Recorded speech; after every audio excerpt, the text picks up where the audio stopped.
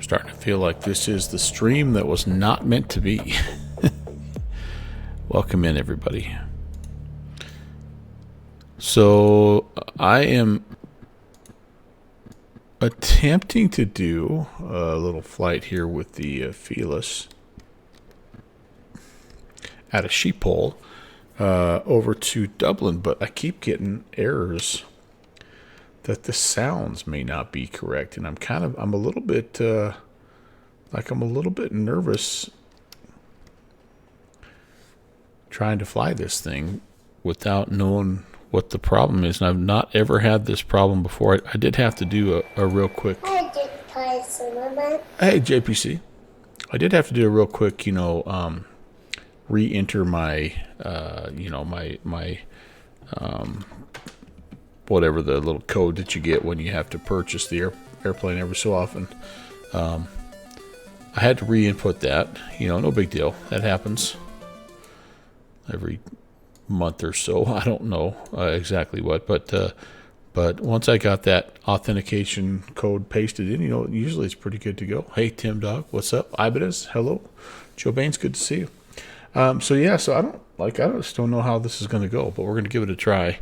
And I guess if this doesn't work, we could fall back on the, maybe we could fall back on the MD11. It got an update. I haven't tested that out. I didn't think I was going to have to test this guy out. Maybe we'll fall back on the Challenger if this doesn't work. It'll be our fallback plan. But anyway, thanks for coming in, you guys. Nice to see you. Happy Tuesday. Starting a little early today because, as I mentioned before, my wife, I didn't mention why, but I'm going to have to cut the stream a little bit short this afternoon. I got to help my wife with something. So yeah, I thought, what the heck, let's start early. We can still, that way, still get in 2 good flights and, have some fun that way. But, all right, we're going to go ahead and let's see here. Get the Lufthansa cargo flight plan filed. Make sure it's all up where I can see it. Everything is in its right place. And yeah, a little bit of a westbound track here. Should be about an hour and, I think flight time's about an hour and 15 minutes, hour and 13 minutes. Yeah, we're going to try to get up to 400. I think that's optimistic myself. But we'll see what the ATC guys. In fact, I think I might change that right now. Let's say let's say the 340, and we'll file that guy. There we go. Yeah, I mean, this thing climbs like an absolute rocket ship, but still, to get all the way up to 40 and then have to come right back down doesn't seem like it makes a whole lot of sense. So, yeah.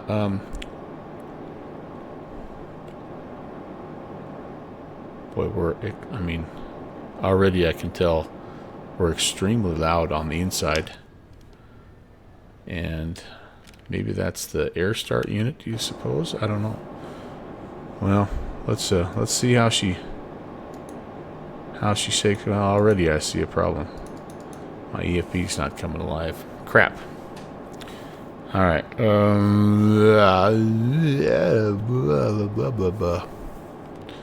Doggone it.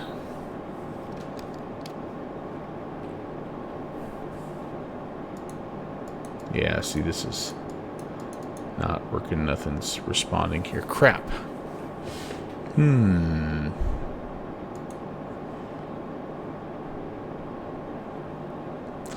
What a bummer. And I did run Skunky, and there I am up to date. That's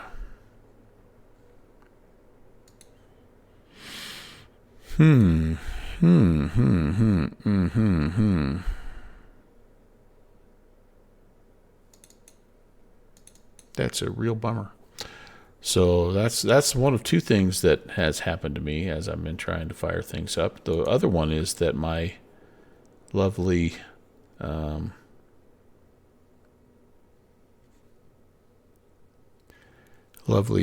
Levitex is not showing my Microsoft Flight Sim airports now. It's showing X-Plane just fine, but it's only recognizing one Microsoft Flight Sim airport, and that's Minneapolis, St. Paul for some reason. All right, so let's see here. We're gonna everything looks fine in X Organizer as well. Very, very strange, you guys, and I just have no idea why that would not be working the way it's supposed to be working. So how about we close and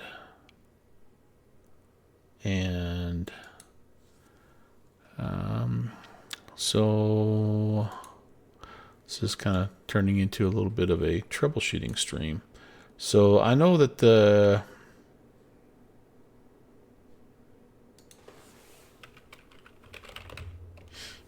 rotate got an update as well, and I'm kind of in the mood for a little bit of a cargo flight here. I really am. The question to the peanut gallery is, do I update that via Skunk Crafts? I wasn't paying attention. Or do I have to re-download that thing? Let's find out. So let's see. Skunky updater. Ibanez says skunk. Okay, good deal. So here's my list, and let's just check for available. I just did this a minute ago, so everything should be up to date. And yeah, so the freighter's up to date. The oh gosh, I don't even have the rotate in my list here. What the? That's no good. That's no good. That's no good at all. Check for new add-ons. Oh boy. Oh wait, you see it? Wait, what? Oh, there it is. Oh, I'm sorry. Gosh dang. Okay, yeah, maybe I should. I should just not even try to. Yeah, so we're up to date. So we're good to go. 11 or 1.20. Yeah. So nothing to take care of there. Oh boy. Should we do it? Let's do it. Why not? Why not? It's been a little while, but I'm long overdue. In fact, look at that. That's a sign right there that my My loading in screen is the is the Lufthansa cargo 3-hole punch. Come to Papa. What do we have here? Little Shanghai Air, Lefty Cargo. There we go. We're gonna stick at Schiphol, and I'm gonna have to I'm really very sorry, ATC, if you're my ATC guy, but I have to adjust now my aircraft.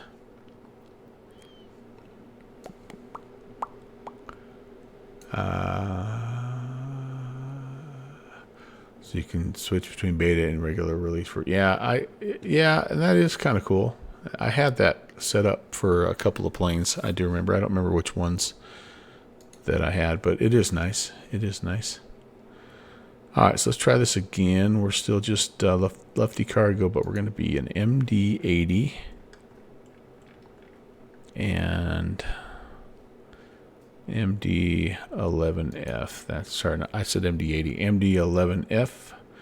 And speaking of a plane I haven't flown in a long time, it's the Mad Dog. It's the MD80 over in Microsoft. Holy cow! I'm falling behind, you guys. I'm falling behind. I've had to cancel too many streams. I'm falling behind because I've also been exploring some new aircraft, and that's been fun. All right, let's pre-file this again. Let's look here. 38,000, and again, I'm going to just stick with a more reasonable 34. Hello, Mr. Beethoven. Very nice to see you, sir. Hello, hello. So yeah, so I installed that FS Reborn Phenom the other day, and I've really been enjoying that. And then I got to thinking, well, didn't I at one point in time acquire the M500 from said FS Reborn? And in fact, I do have that aircraft, and so I updated it last night and made sure it was installed and took it for a little flight. And doggone it, if I didn't really enjoy that, that was a really nice flight as well. That's that Piper Malibu. FS Reborn's version of that. So yeah, that plane is out there to be flown as well. So it's really interesting. I just realized now, I'm just kind of looking back at my flight logs, and some of the kind of the staples of my stream lately, like the Challenger. Somebody asked me the other day, hey, do you still fly that? I'm like, yeah, what do you mean? I just flew it the other day. And I'm looking back, and I don't know that I got it in the air in May. I don't think I got it in the air at all last month. Can that be right? I think that might be accurate. That's just crazy. Yeah, I don't think I flew it in May. So yeah, that's unacceptable. That is really unacceptable. Yeah, gosh dang. When was the last time I streamed the Challenger?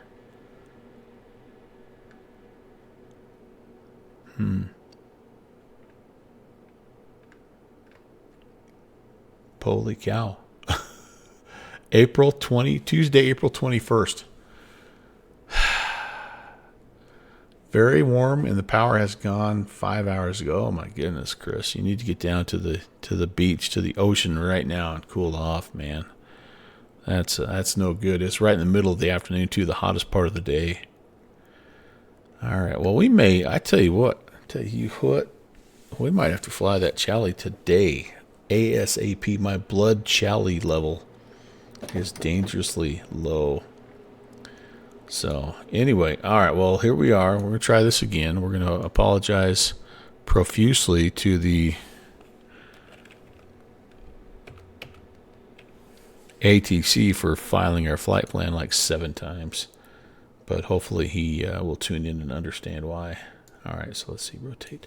And then, man, I got to figure out what the heck is going on with my with my 747, man, I can't not have that fly. I mean, holy cow. I can't be having these sim issues. Cannot. All right, so sheeple, let's get this going here. So the flight plan is set, and we're going to come over here and we're going to power up the EFB. We've got, oh, this is different. This is different. Sync all this. I might have to take a minute to just make sure I know where everything's at. All right, that's fine. Can you bring in a flight plan, I wonder?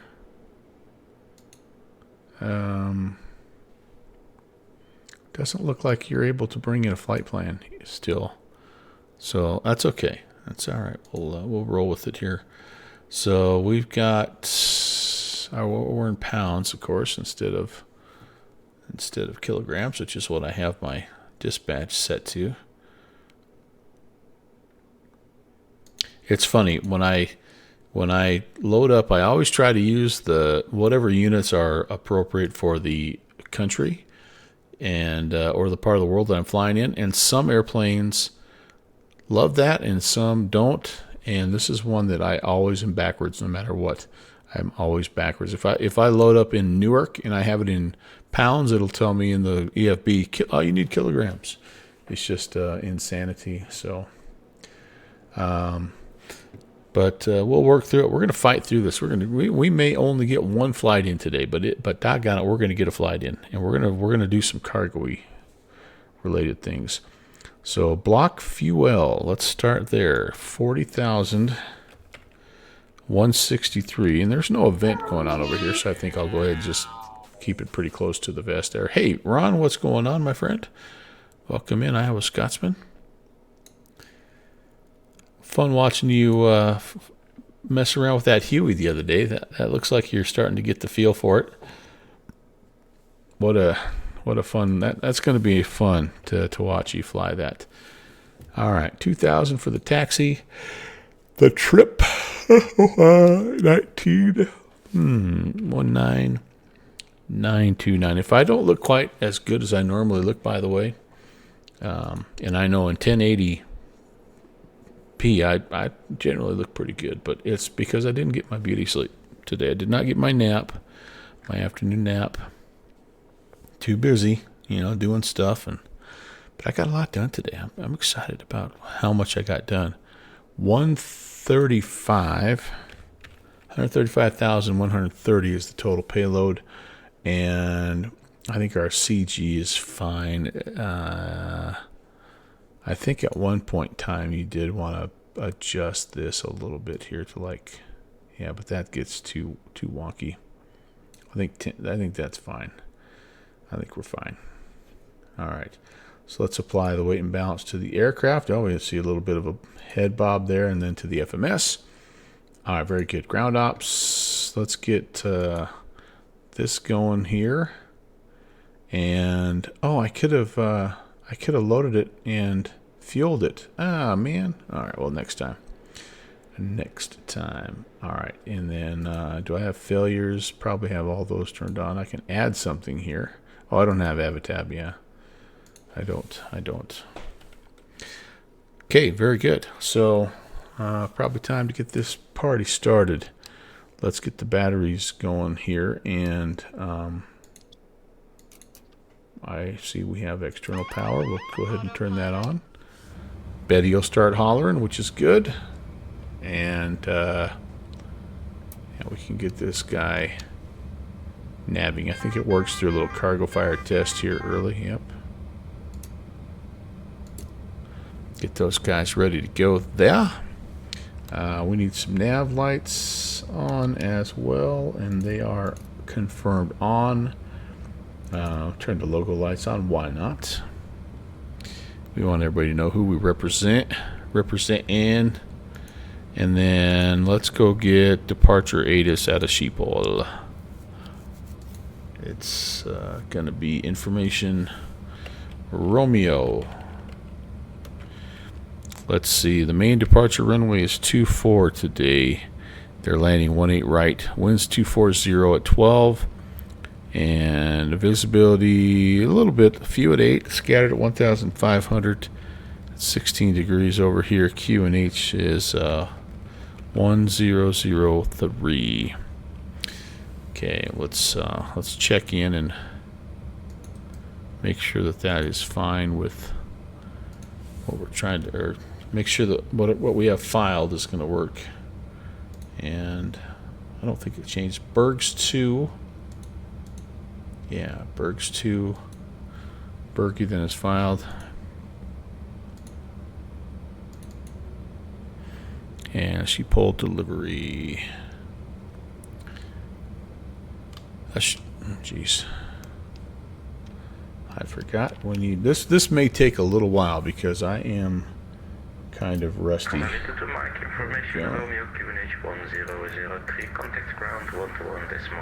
Little things like, you know, powering up the comms and all that fun stuff. Sheeple delivery, good evening. Lufthansa Cargo 816 with information. Romeo, IFR request to Dublin. Stand. Lufthansa Cargo 816 delivery, good evening. Information Romeo, Colonel request here to Dublin. There you to share departure runway 24.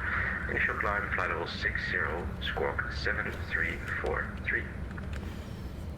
Cleared to Dublin, Berge 2 Sierra departure off of runway 24. Initial climb is flight level 60, squawk 7343, Lufthansa Cargo 816.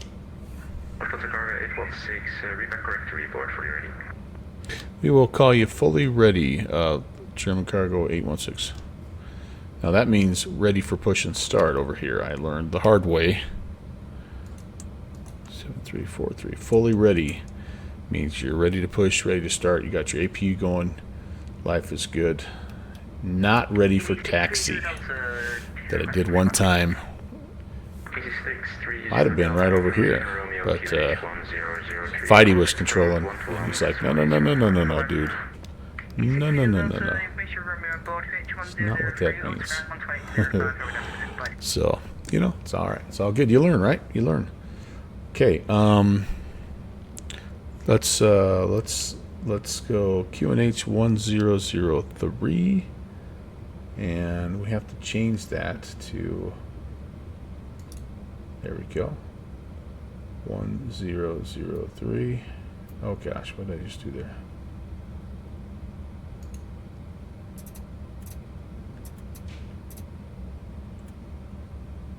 Oh man, are we you're gonna be a pain in my butt here? Okay, there we go. 1003. Everything has to be like the rotate has the tiniest little click spots. Sometimes it's interesting. All right, so that is good. We've got barrows set minimums. If we had to come back around, we're just going to set it to 200, and we'll call that good. All right, IRSs are aligning. I don't know that I put the emergency light. I don't think let's arm the emergency power. We are on external power right now.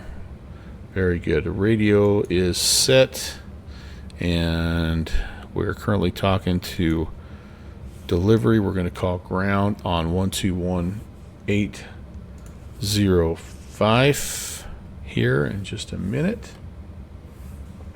KLM 65 Mike, radar check. KLM 65 Mike, reach you 5, how do you read me? 555.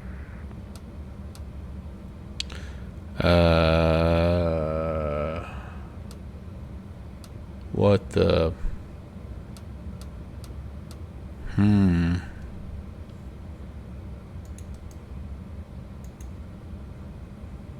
What in the? So I can't dial in 121805. Really? I have to cheat and click. I have to cheat and right click it in. Oh, that's okay. That means something is something over here is not is not right.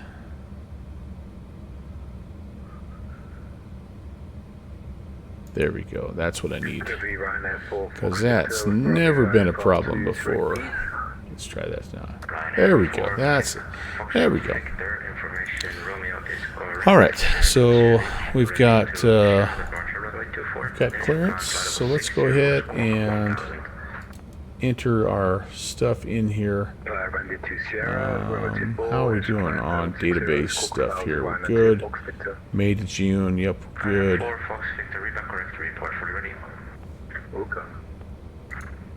Okay, let's go to the, let's see, we gotta go to the ref. We want to go to AOC comms. We want to make a flight plan request. I think you have to enter, okay, I think we have to enter in H, EHAM, and EIDW, and then we're going to go ahead and request that.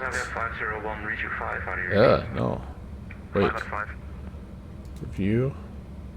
And, oh, hey, here we go. Bergie to Sierra on the Lima 60. Very nice. Very nice.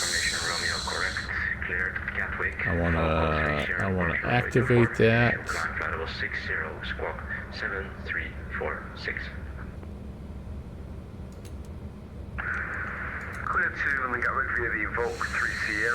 Alright, let's trying to remember how there we go. Insert active. Perfect. Alright, perfect. Oh man.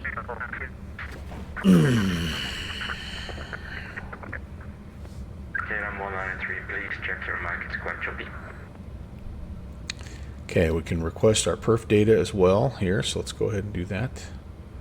Let's review it here, and 380, no, we're going to go 340.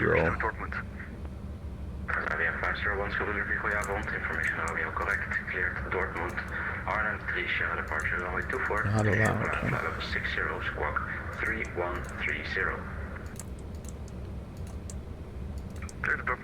Alright, I bet we have to change that in a different setting. But everything else is good. Taxi, reserves, zero fuel weight, all that stuff is good. Insert. And we can even do a wind request, I think. Oh, that poor guy's Mike, he's struggling. We've all been there. Let's insert that. Alright, very good. So there's our flight plan. We still need to align the IRS. There we go. Right here, I think, is where we are going to put this in. Let's go 340. Boom, there we go. That'll be good. Alright, sweet. Cost index of 44. And over here on the FMC2, I think we'll go ahead and leave the perf information here as well. So we're going to climb at a 0.82. Maximum is going to be 256.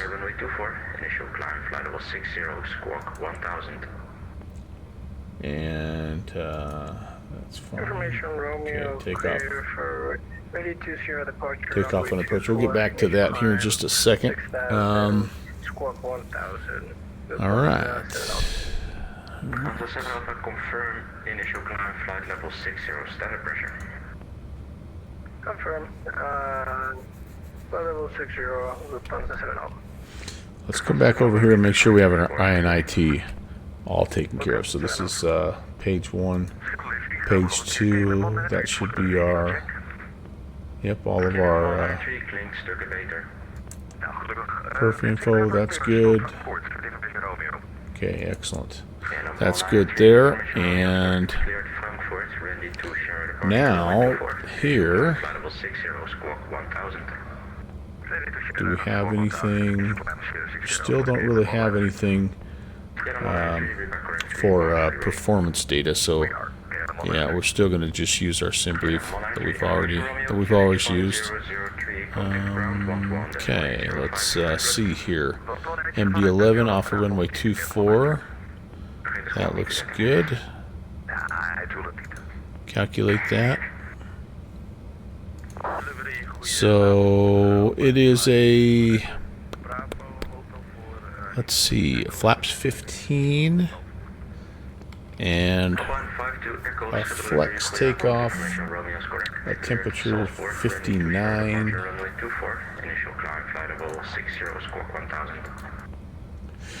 Flaps 15, and we are going to put in, I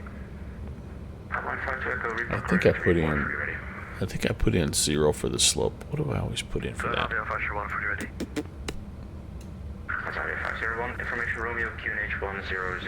Yeah, we're not going to worry about a slope. Up 0.0 and, oh gosh darn it. We want a headwind. Currently we're going to be looking at a headwind of about 12 knots. Okay, there we go. Outside air temp we said was 16. Okay, there we go. Oh gosh. 16C. All right, there we go. Like I said, it's going to take me a minute, but we're going to get there. So 137, 147 on rotate, 158. All right, that'll be good. So let's set up. Let's come up to the glare shield now and set that up. 147.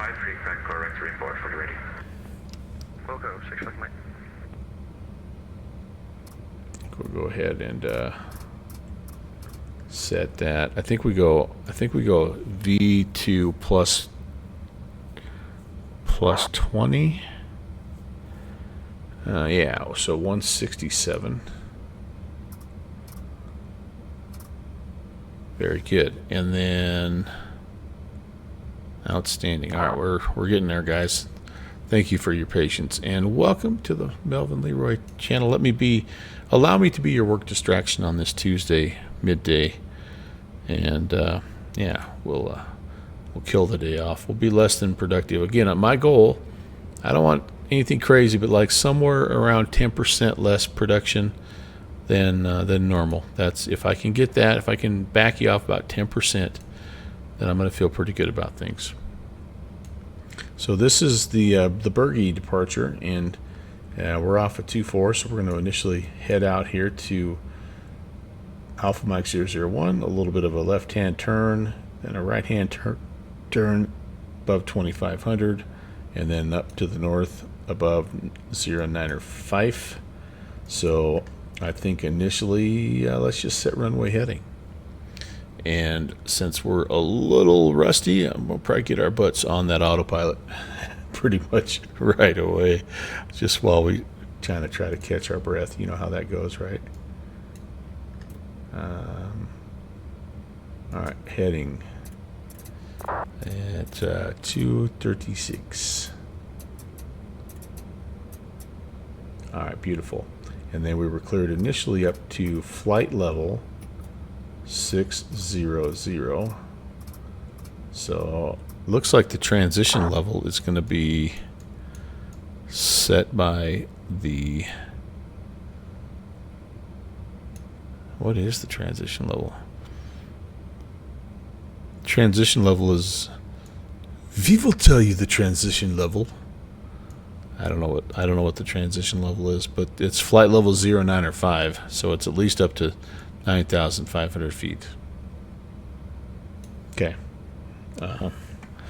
That looks good. So that's our IAS set, our heading set, our altitude set, our transponder set, and we are ready for some AP power. And then we're going to be ready for a little pushy McPush face, baby. Guy's ready. Let's show off. He's ready. Meanwhile, I'm just looking for the APU. It's down here somewhere. Okay, we go APU power first. And We look for, okay, she's spooling up a little bit here. That's good. It's all coming back. It's just like riding a bicycle. Actually, if flying the MD11 is a lot like riding a bicycle, then you really have forgot how to fly the MD11.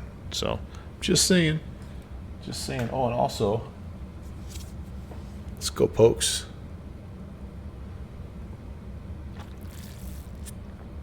This is my official beverage glass for my wife's graduation ceremony.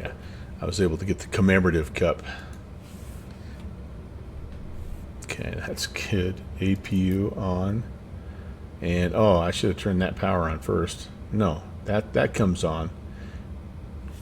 That's probably a little early. Yeah. Mario.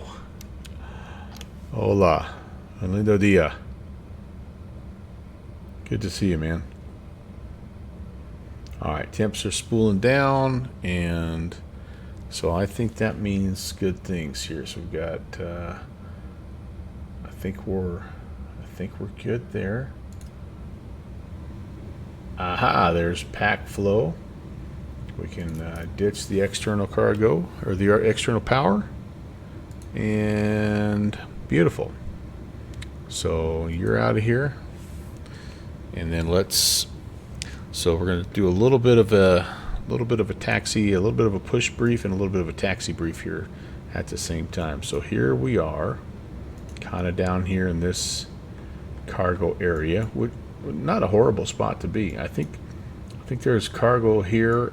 I think there's cargo here and here, and I honestly don't know which one's which. But I'm anticipating that we're going to get probably Bravo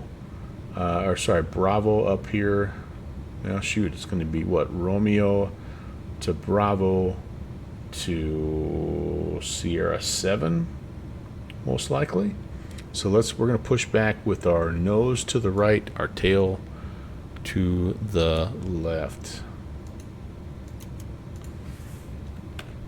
Round to cockpit, please show me where you want to go. I want to go to Dublin.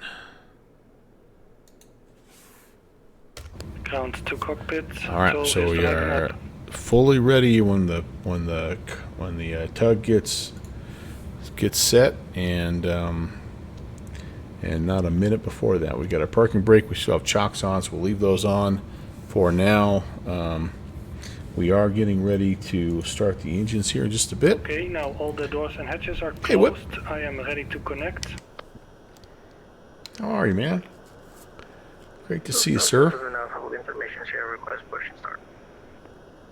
Delta 7 Alpha information share QNH 1003 contact. It is broken, yeah, man.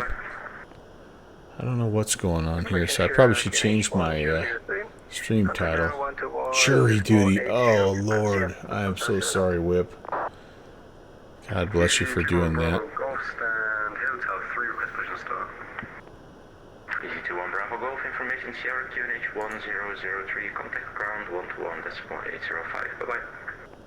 Contact ground 121.805. See ya. All right. Okay, the tow is connected and the bypass. High delivery, pin is Lufthansa Go Cargo ahead and release parking 816 brake. down at stand Romeo 77. Also with Romeo, ready for push and start. Same for you, Lufthansa Cargo 186 information Sierra QNH 1003 contact ground 121.805. Bye bye. Contact ground, we'll go get Sierra, Lufthansa Cargo 816. Alright, so we're going to contact ground. What's changed here? Not much. I've been called to jury duty twice. The first time I actually got selected to be a juror, and I was able to get removed. And the second time I didn't get called, so I don't. My dad used to absolutely love doing that stuff too, and I don't. I don't. You're a grand jury? What? For a year? What? Oh my lord, dude. How does that work? You just get called like every now and again, or? Cross runway at Whiskey 13. Sorry, Whiskey 13, look on its center for 80120. Ground enough, Alpine, 5 Echo, hold up for 5 Echo, helaas net te laat, hold position, and we'll try back shortly. Ground Lufthansa Cargo 816 at Romeo 77, ready for push and start.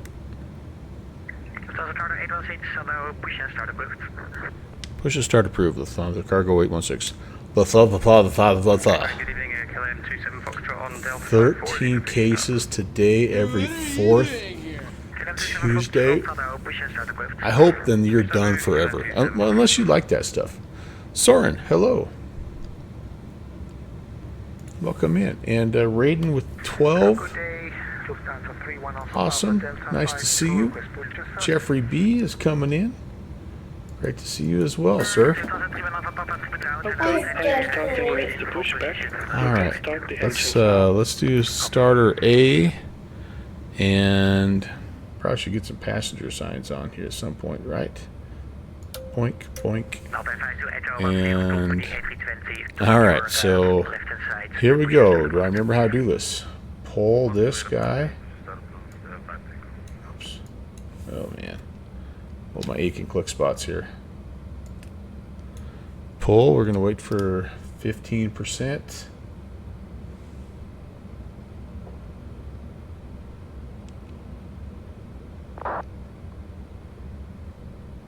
Good to see you, Jitsuka, as well. Hello, everybody. The whole gang is here. That's awesome. And I hope I didn't miss anybody else coming in from that nice raid from Zilix. Very, very good to see everybody.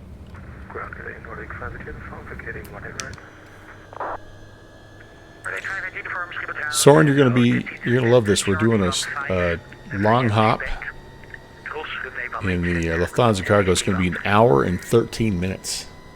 It's gonna be a long one for me, buddy.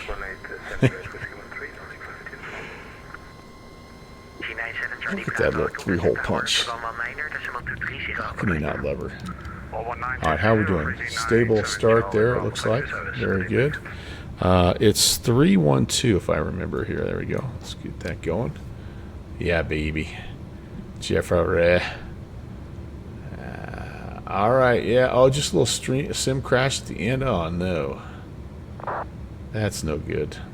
Well, my first choice of aircraft didn't want to load correctly, so I think I'm just going to have to do like a little reinstall maybe. I don't know what's going on. I'm not on a beta version of X-Plane 12. I'm on the last stable release, so it's not that. But she didn't want to load correctly, so I think we'll just do a little clean install. It's one of those things. If you step away from an aircraft for any amount of time, it's like a real aircraft, man. It just things break somehow. I don't know. Okay, operation complete. Set parking brake. You got it, sir. Disconnecting tow. Stand by. So, yeah. The ending of your stream was the best. Absolutely dramatic. Probably just getting ready to touch the touchdown zone with your mains, and the sim went bye-bye probably. I hate it when that happens. We've all been there, right? Man, oh man. Okay, you could go.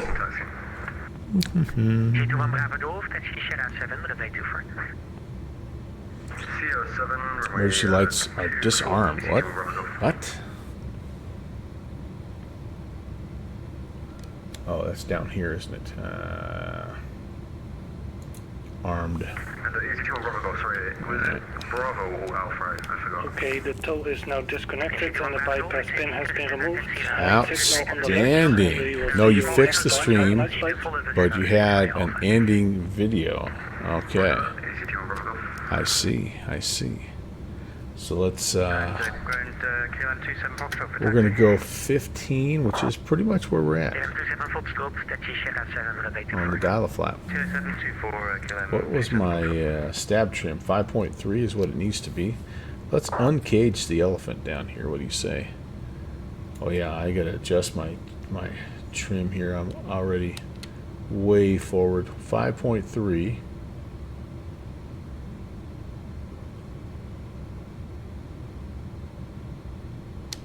Okay, that looks good. And all right, so now we've got all engines started and stable. We have config message here. I wonder what that is. I don't know what that is. We need to set the auto brakes, but let's work through our checklist, shall we? So stabilizer trim is set, flaps are set, spoiler needs to be armed. Transponder is TARA, and I believe that already is. Yes, it is. The emergency power is auto. Defog is on. Taxi lights need to come on. And after start checklist complete. Before start checklist to go. I wonder what it's not like in here. I wonder why I have this config message.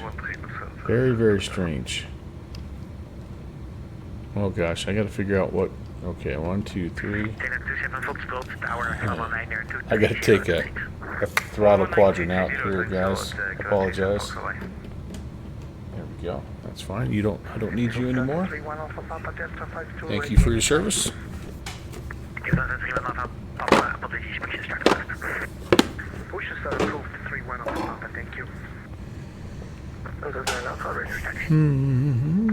Delta 7 Alpha, taxi via Alpha 4 to holding point, Sierra 7, runway 24. Alright, I think we're also ready for taxi. Roger, clear taxi, runway 24 via Alpha 4, hold short Sierra 7. Lufthansa 7 Alpha. Ground Alpha and 5 Echo, ready for taxi. Alpha 5 to Echo, taxi Sierra 7. Oh. Oh. You think that's what it is? Just sit, Scoo? Yeah. Oh, now I just got it. I went from that to miscellaneous. Yeah, Lufthansa Cargo 816, ready for taxi. Lufthansa Cargo 816, taxi to holding point, Sierra 7, runway 24. Taxi to holding point, Sierra 7, runway 24, Lufthansa Cargo 816. All right. So what I was really wanting to do here, you guys, before I go too much further, is I want to make sure everything is. I'm going to cheat a little bit here. We had an issue with controls the other day, so I want to make sure we're where we need to be. All right, cool. So taxi lights to come on, and runway. Do I have a runway turn-off light in this bad boy? There we go. Shakalaka.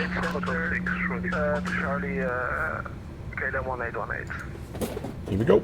And 2256, once clear of the company 73, passing right to left behind shortly, push and start approved. Good to see you guys. I hope you're doing well. It's been a great day. I did not feel well early. I'm fighting off a little stomachy thing that kind of took me out of action Sunday and was a bit of a grind just getting through work yesterday. And this morning again I woke up just not feeling great, but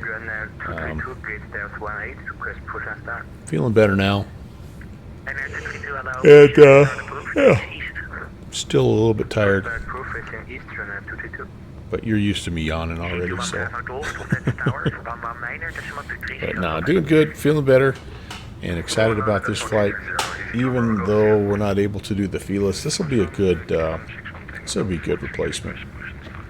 What do I have here? A little nose wheel steering, and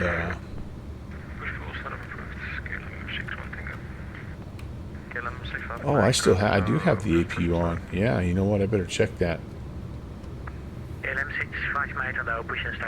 Let me let me make sure I'm on the right taxiway Where here did first. you want us to cross, Good eyes there, 18 Jitsuka. Charlie, KLM So it's been 18? a bit of a break for the MD11, but hopefully we'll be able to do everything semi-correctly. 109er, Sure enough, let's turn you off, get all the packs going. And why is it still saying AP? Oh, AP power's available because I had it running. I thought it was saying external power's available. I'm like, am I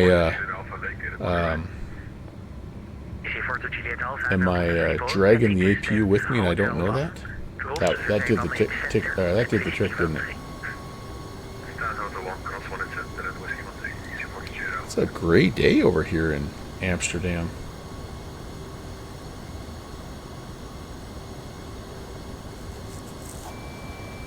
Shoesy! Well, hello, them's my shoes. Nice to see you, Kevin. Happy Tuesday, buddy.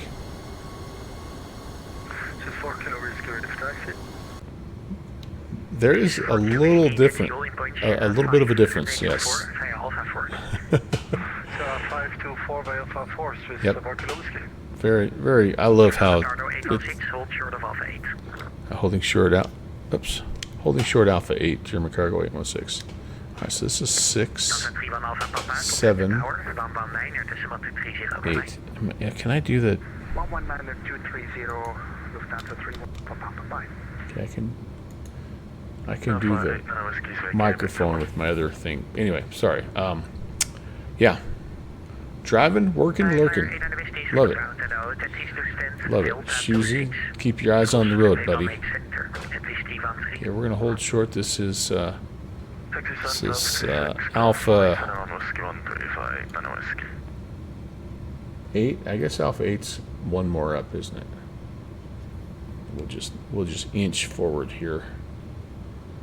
And number 1 is Alpha 8 in front of the MD11 contact tower van 19230 tot ziens. Number 1 for MD11 tower 119 open contact to Bravo Fano.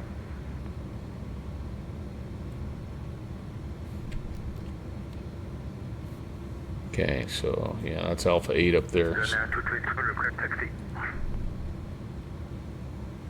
9232, taxi to holding point Sierra 6, runway 24.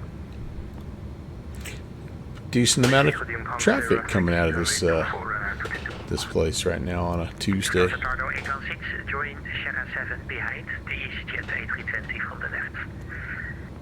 Join Sierra 7 behind the traffic here. Did you say behind the Lufthansa or behind the EasyJet for 816? Behind the EasyJet A320. All right, we'll join behind Lufthansa German Cargo 816. All right, this isn't exactly an EasyJet, but I'm assuming that's the one he's talking about. And it looks pretty A320-ish, doesn't it? 2256, taxi to holding point Sierra 7, runway 24. Okay, you guys. Everything there is good. Okay, let's see. Takeoff checklist coming up here. We're going to put the landing lights on, traffic on. We've already got the auto brake set to take off. We need to arm the flight control. So we're going to click that once to arm it. Lufthansa Tardo 816 stond at de tower, 119er, decimal 230, voorbij. 119er 230, Lufthansa Cargo 816, bye. Leaving at time 14, Alpha Hotel on Victor. Op 14 Alpha Hotel. Nieuwe rolling of Victor, het is een auto en tot is het switchkant van de small 805 yourself. Got to get busy here, you guys. Take him for Sierra Alpha, please. Record 952. 952, it's an auto and top switch to 1 van de small 805 yourself after vacating. 141 Intel strip and out.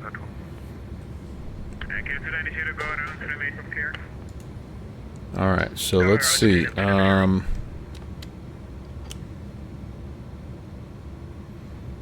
Traffic is on. The auto brake is set. Auto flight is armed. And the weather needs to be System 1. That's down here, right? On the pedestal.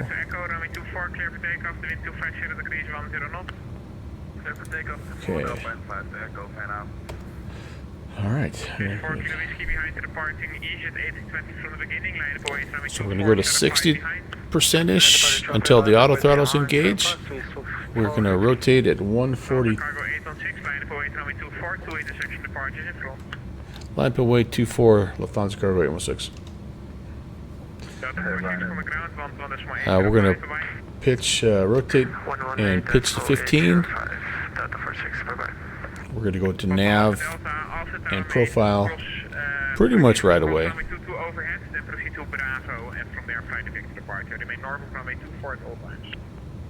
After tower main, overhead of runway 22 and then Victor departure, remain clear of 24. I love it, man. We got dual departures here. Super cool. Hey, Ryan, at full sir. Hello.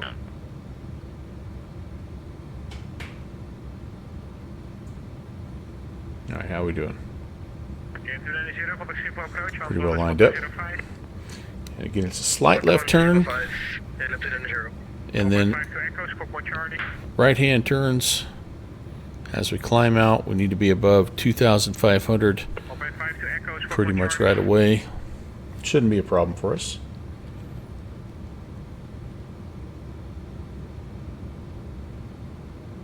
Just 4 kilo whiskey, 24, clear for takeoff. The wind is 240 degrees, 8 knots, bye-bye. Clear to takeoff, Swiss 24, 4 kilo whiskey, bye-bye. 862 behind departing Swiss, 820, line up away, runway 24 behind. Oh, they're going to try to get a couple guys out here before us. Okay. 822, line up away, runway 24, shuttle 6. Line up, runway 24, 06, and 232. And Papa Alpha Delta, I believe I should get to remain north of runway 24 at all times. Papa Alpha Delta, yeah, apologies. No worries, fly the Victor departure from here.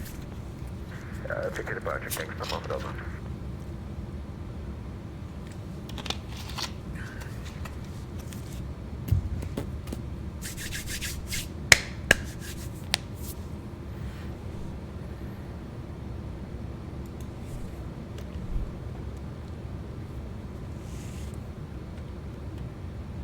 All right, so we just we need some lights, and then we're ready to go. Then I have to remember pushing in, pulling out, all that good stuff. We're going to arm the nav and the profile after we depart.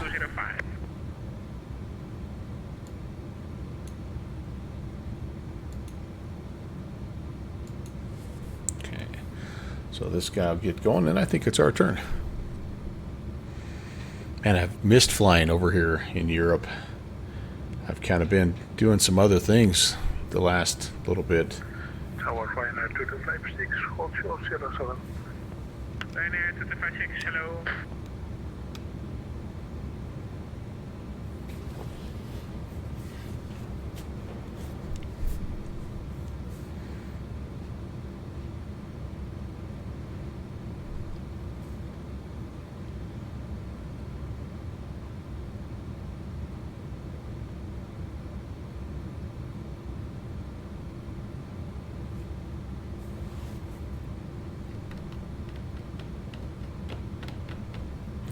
Welcome in, everybody. You're watching the Melvin Leroy channel.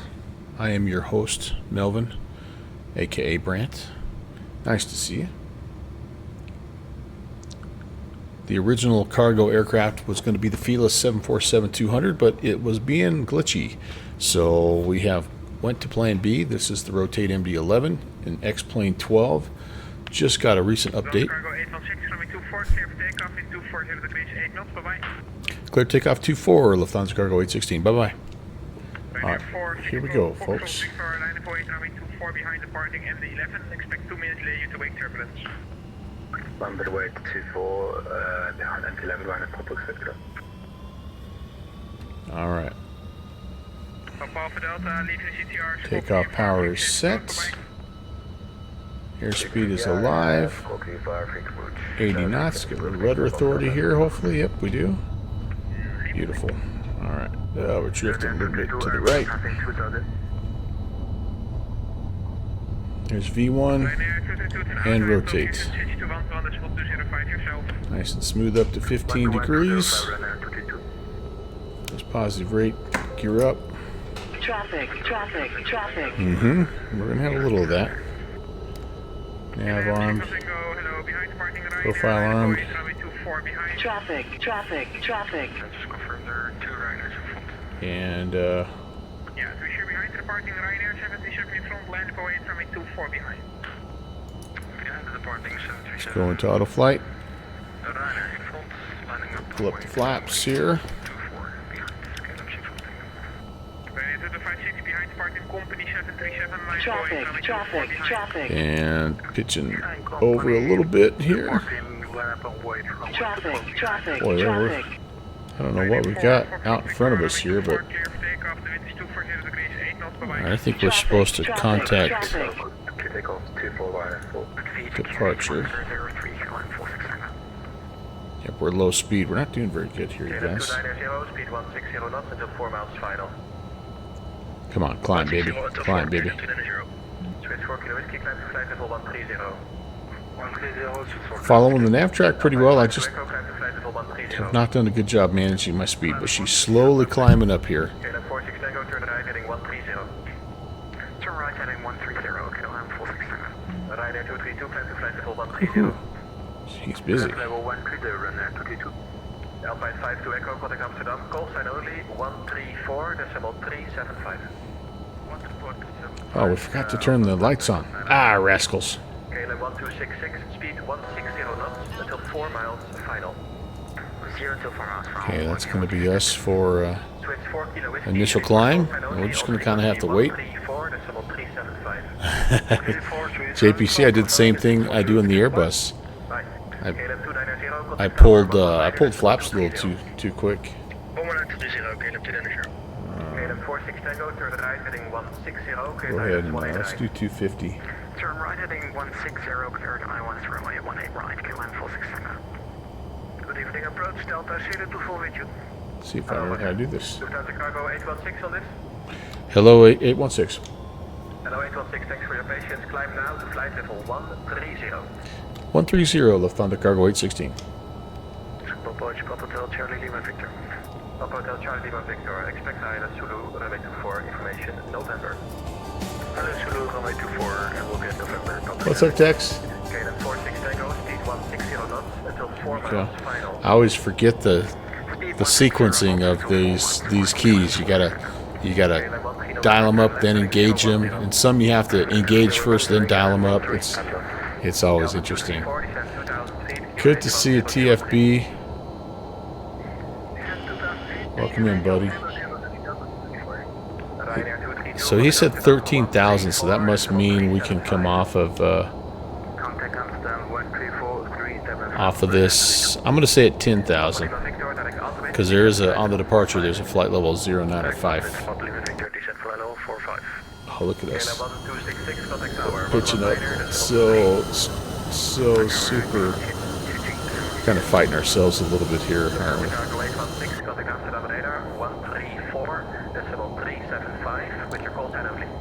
134-375 call sign only, Lufthansa Cargo 816. Good night. Delta 024, expect ILS. Descend to 130 and direct to River, correct? German Cargo 816, hello.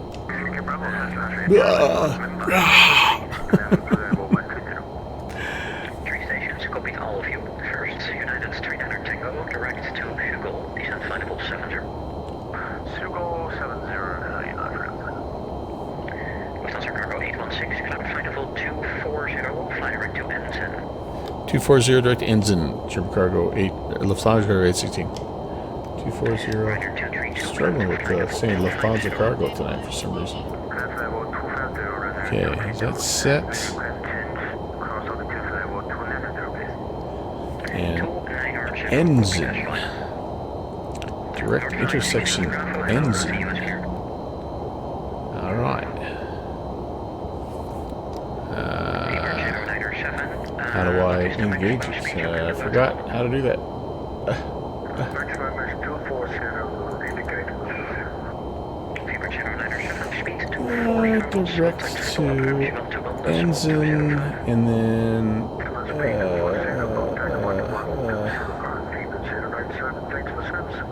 oh, there it goes. Okay. Switch 4 Kilo Whiskey, climb flight level 330, CPLC not available for outbound Schiphol. Nice little shortcut here. 24 descent to flight level 70, after river, Sierra Papa Lima, cross river 100 orbital.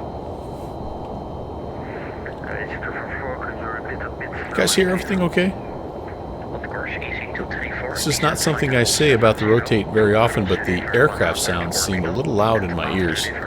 How's it coming across on the stream?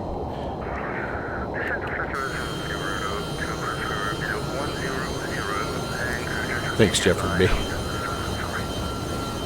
Proceed after Waypoint River to Waypoint Sierra Papa Lima. River to Sierra Papa Lima. Zilix, you got me on the radar there, buddy? Nice. Thank you, Ron.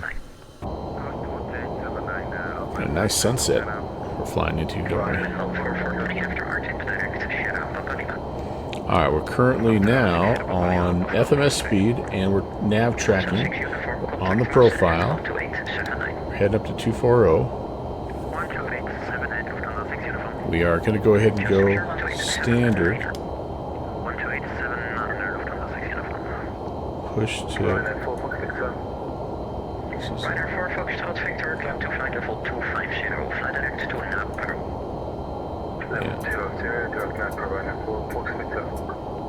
Lifting cargo 816, climb flight level 340. Flight level 340, Lufthansa cargo 816.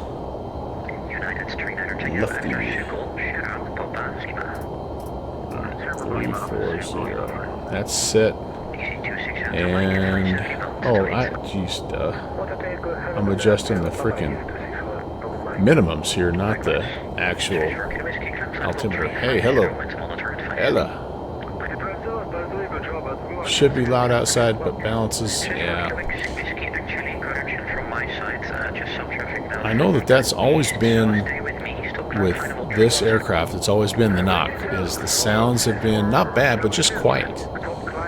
And Rotate says, well, they're that way in the real airplane because the engines are so far back, but us simmers are like, yeah, but we like to hear the sounds.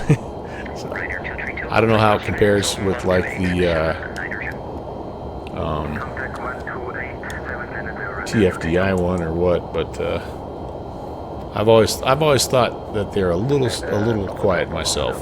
But there was once upon a time an FT Sim Plus sound pack that I had installed, but I don't anymore. How are we doing back here? How are the boxings? Pretty full, actually. Yeah. Alpha Delta traffic 12 o'clock, 8 miles, 1,000 feet. So checklist items today for me around the house. New flowers. My wife always goes out with my mom on Mother's Day, and they go to the local plant and flower shop, and they always buy new stuff. Some perennials and some annuals. And so I had about 4 perennials to plant to kind of replace old ones. Got those in. Got the yard mowed. I had missed my mowing day on Sunday because I wasn't feeling too hot, and so it was straight up legit like a forest. It was like some places it was like 8 inches tall, but luckily I got the blade sharpened at the beginning of the summer, so it helped. And then on top of all that, I know you're thinking two pretty good checklist items. I also got weed sprayed. And I went ahead and Almost. Shout out Papa Lima. This is Info VOR. Expect radar factors by approach. I went ahead and bought some of that weed spray that has the little blue tint in it because I wanted to get a bunch on my hand. So it's a new thumbs up emote. Just add volume sliders and put a notch that's realistic. Problem solved. Yeah, they don't. They ain't got that in this bad boy, do they? No.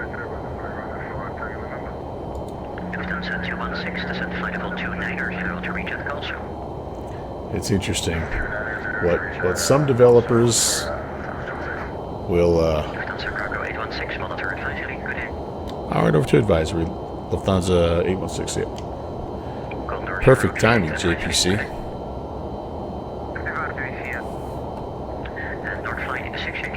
Well, that was fun. That was a nice departure out of Sheephole. Great airplane, and all right, get your emotes ready to go, you guys. I was talking to who was I talking to? Continuous Ignition, and he was just cracking up about how this has become such a thing in the stream. But I love it. I'm like, yeah, I've tried to explain to my wife that our dog is now a cult hero, but she doesn't get it.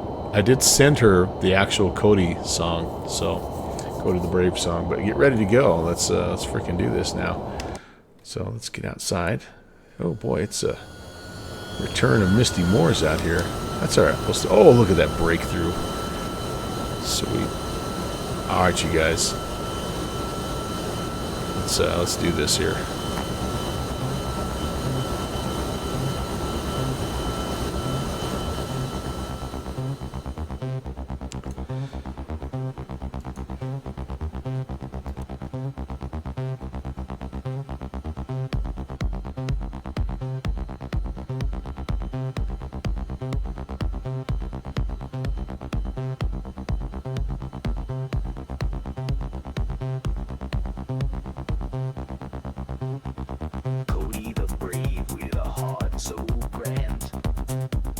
That's what I'm talking about. Tiny paws leave prints in the sand. Leader of the pack with a bark so strong. In his fluffy world, nothing goes wrong. Oh, Cody, my co-pilot, my star in the sky.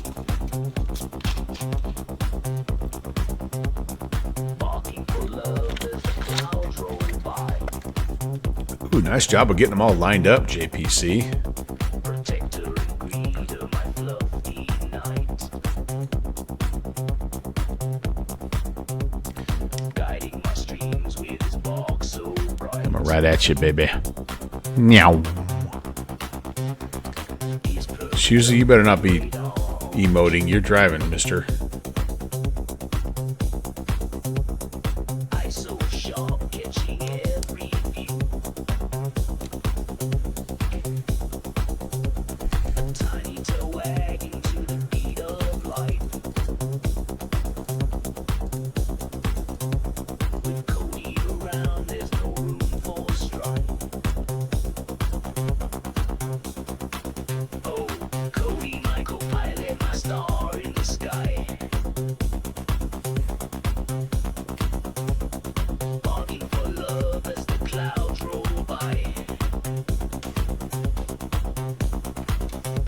Protector and greeter, my fluffy knight. Guiding my streams with his bark so bright. Through the flighting skies and endless streams. He's the hero of all my dreams.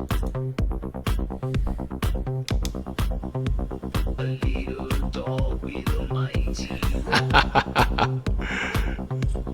Dex, I don't think I've seen that one yet. That's good. In my heart, he's forevermore. JPC, that's what you felt like after surgery, right there, that emote describes your mental state after surgery for about the first 6 hours. Barking for love as the clouds roll by. Protector and creator, my love be night. Guiding my streams with his bark so bright.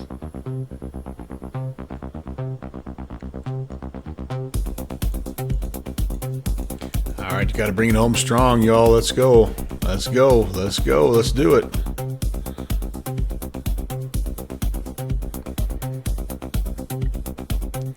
Yeah, buddy. That's what I'm talking about. I love that Joe Baines dancing. That's good stuff.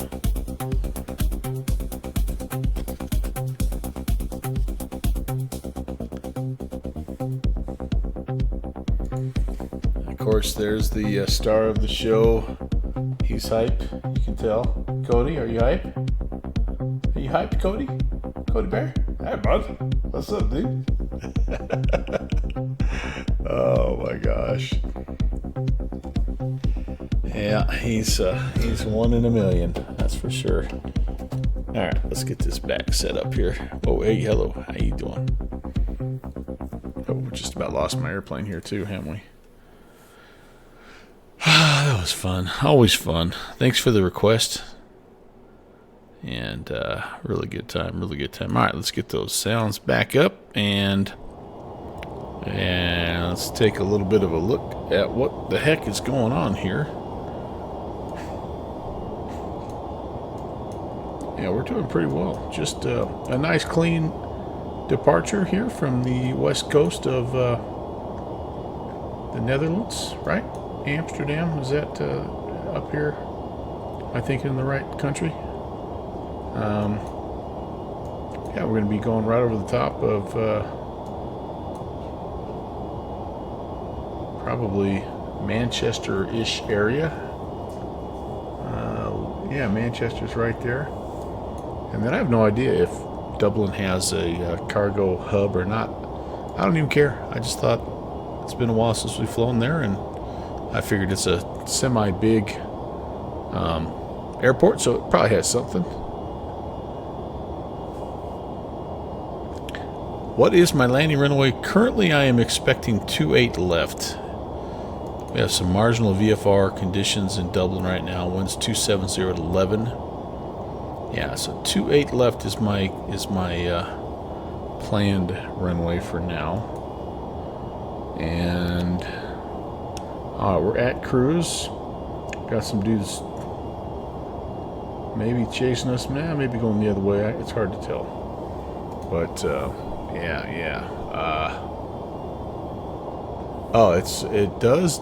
Jitsuka says, well, we don't need to guess, do we? We can look. As Conti would say, we have the technology.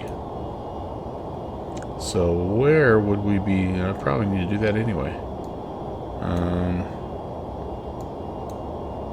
This is the GA apron here.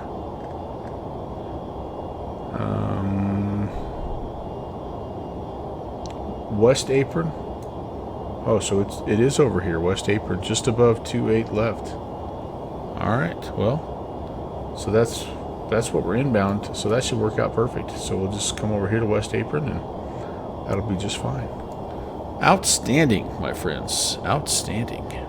So, well, as long as we got the charts, it's a little early, but let's see what this.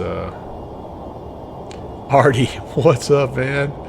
Yeah, wait for his sale. It's really a great plane, and I would say even at full price, it's worth it. But only if you're an MD11 guy.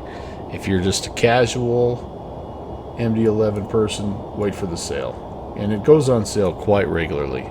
Rotate, is very good about that, and so you'll be able to get it for $20 off later on, if you'd rather. But it is, I do feel like you get your $90 out of it, and yeah. Okay, wait a second. I really thought you are a pro, but let me repeat. Did I miss part of your intro here, Artie? What's going on? So you had something at the beginning of the stream? I am so sorry, Artie, if I missed you. Welcome in, man.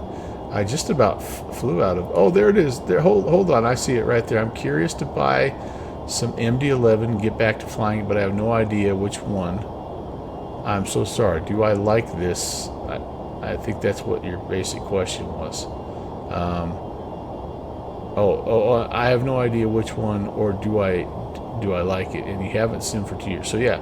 So I think personally that the review, and I can't do a direct comparison because I don't have the TFDI, but the guys that have both seem to prefer this version to the TFDI one, although they will tell you that both are good, and I think both are comparably priced. And so yeah, it's just a matter of which sim platform you prefer. In terms of, so you're thinking of buying X-Plane 12? Yeah, I think X-Plane 12 and this plane are a match made in heaven, buddy. It really is a nice, and it just got an update. It continues to get updated. Like most things that rotate, well, I shouldn't say most things. The two things that they've released, the MD11 and the MD80, both of them were a hot mess initially, and over time got better, and both have turned into a pretty good add-on, although the MD80 has not received any attention in a long time. I don't even have that thing installed anymore, but it was pretty cool by the end. Not quite, it wasn't majestic level or whatever. Majestic is not the right developer. It's not as good as the one that's in Microsoft 2024, but it was pretty good. All right, anyway, we were going to do this BAGSO. I need to be above, no, I need to be below flight level 100. And then it looks like we got this nice little cool DME arc we're going to fly. Awesome. So we're going to check here. Kurov, let's get the speed right. Kogax, looks like 220 and 8,000, or flight level 080 is the key. Excuse me. Down to Obanu. All right, we'll check that out. But yeah, Artie, I think honestly, it meets the Uncle Melvin seal of approval. 5 Ailhorn out of 5, whatever you want. Like X-Plane 12 is outstanding. It's never been better. And the Rotate MD11, I think, also is outstanding. And so far, so great. I mean, yeah. Zebo is another one, though. I mean, that's a no-brainer, too, right? Zebo or Level Up. Get your 737 fix. And, you know, it only costs free $99. And, yeah, that's always been a great option. And there's just, in general, some very good freeware aircraft in X-Plane. But, yeah, man. Everything you own from X-Plane 11 cannot be transferred to 12. You need to pay full price for every add-on. Yeah, it's kind of been that way, unfortunately. It has. Some of them, some devs have offered like a little bit of a discount, but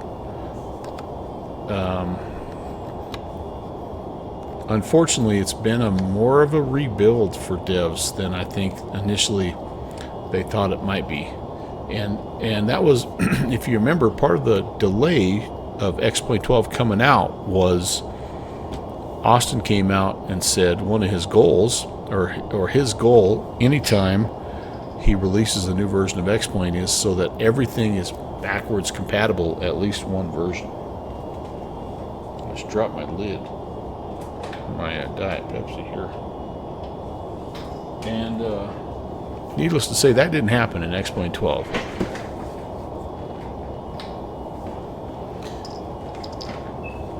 In fact, there was very little that transferred straight across without It's major work. Well, in fact, we're still waiting on FlyJ Sim, one of the best devs in X-Plane 11, to get his plane, his one of his two. Well, no, I take it back. He had the Q400 over pretty much right away. So his second plane coming out sometime this month, and I'm saving my money, saving my pennies. I'm going to pick that 737-200 up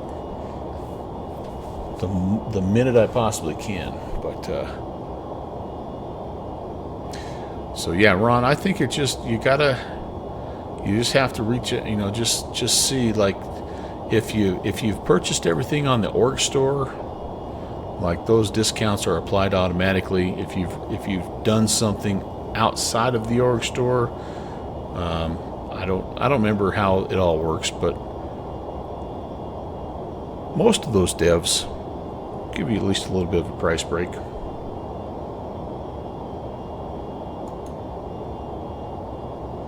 So let's see, the A319, the A350, the King Air 350. I can tell you flat out, I believe the King Air. I think the King Air. Artie, I might be lying to you, but I think the King Air was. Well, let me just look here.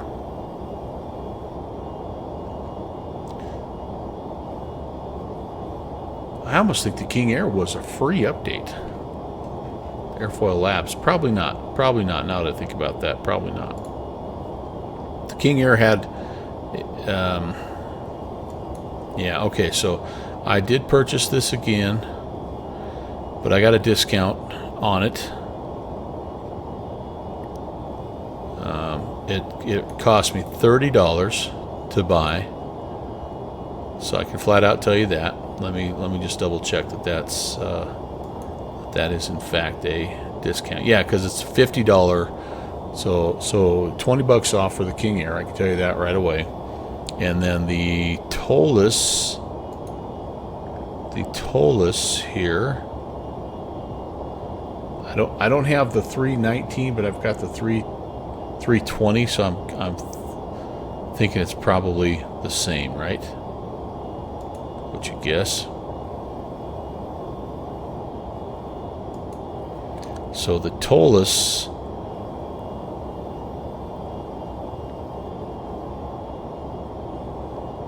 so it looks like all the Tolus aircraft go for about $80, $80 to $90. Okay, what did I pay for? What did I get?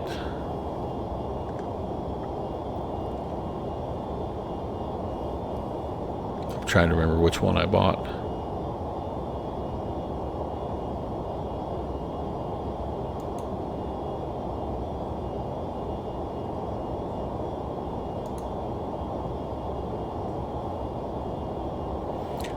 I'm almost positive that was also discounted. I can't confirm the amount though. Yeah, so just go in there, Artie, and like I say, it'll pull up when you go to your aircraft and pull it up. It'll tell you if it's, you know, if you've purchased it before, and it'll automatically give you the new price. So what was the other one that you were talking about? Oh, I don't know about the A350, but I'm guessing that's Flight Factor, right? I'm guessing that was also discounted. But yeah, just go into your account and see what's shaking. Okay, so here we go, you guys. We're gonna take a look. I do need to make sure we have some information set here.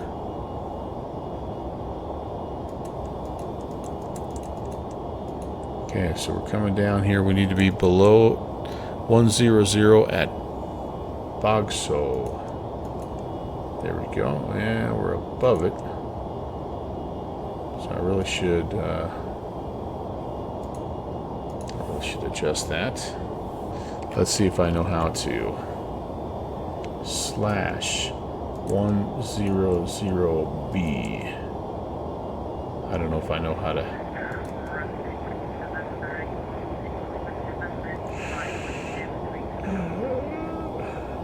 don't think that's how I do it. I'm just going to do 100.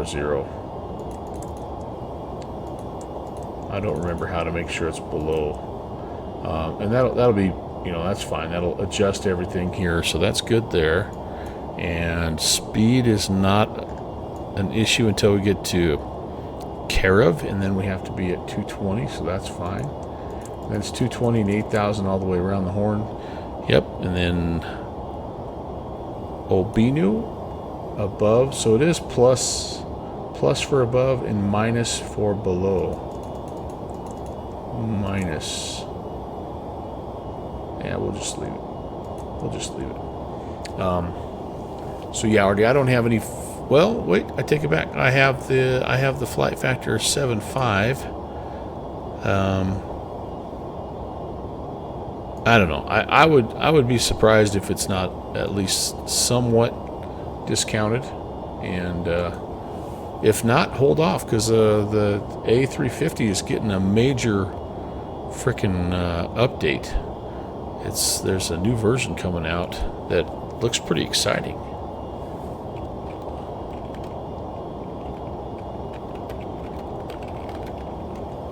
It's combination. It's flight factor, I think, and Tolus that are combining, right? Is that? Or wait a second.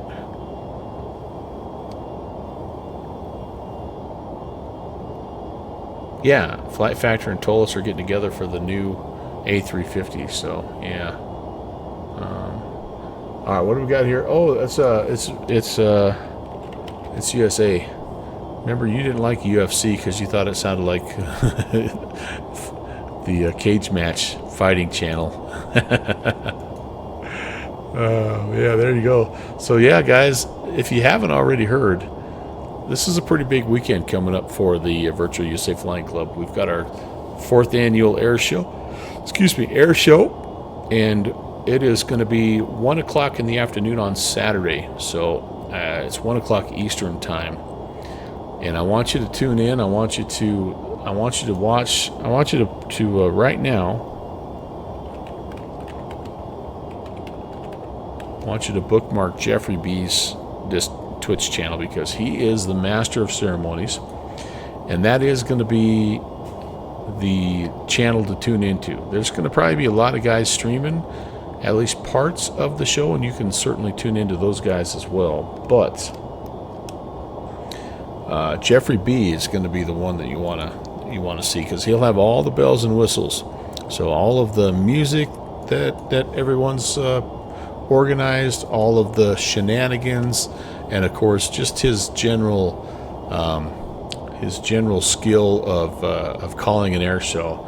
You're going to want to tune into that. So it's going to be awesome. Yeah, 1 p.m. Eastern Saturday, and the first act is awesome. Very good, very good. Yeah, can't be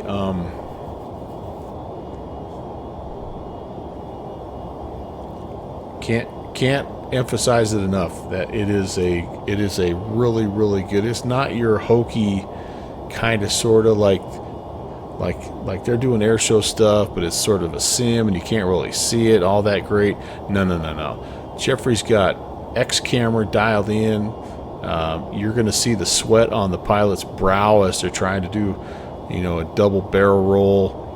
And it's really good. It is really, really good, and you're going to enjoy the heck out of it. Artie, it might be. I don't know that it's been updated a whole heck of a lot. It might have been one of those that was made compatible, and so maybe that might be one that you don't have to pay for.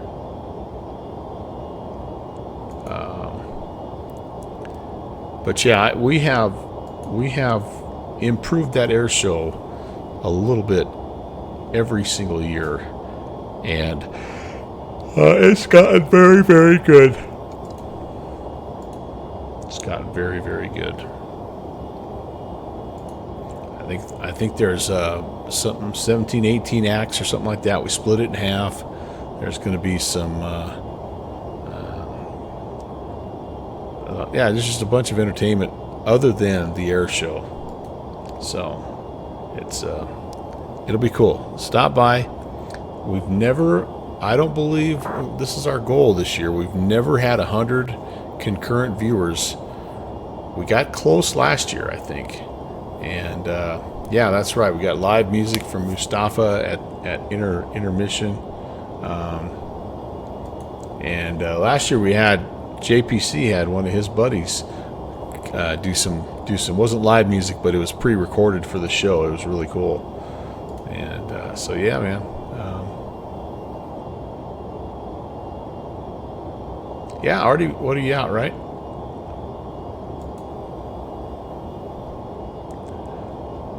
Thanks, Mario. Appreciate the endorsement, man. Yeah, we've enjoyed it. We've just learned, I think, every year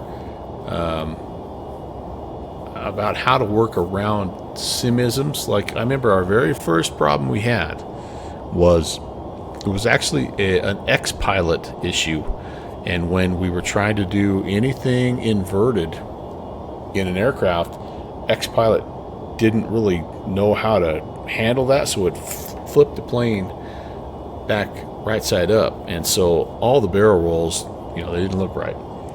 So in typical Virtual USA fashion, we reached out to the X-Pilot dev and said, hey, what do you think about this? This is a little problem we discovered. And sure enough, by the next year, they had fixed that. And so now everybody that goes inverted, it shows correctly. And yeah, kiting, that's right, that's what that was, the kiting issue.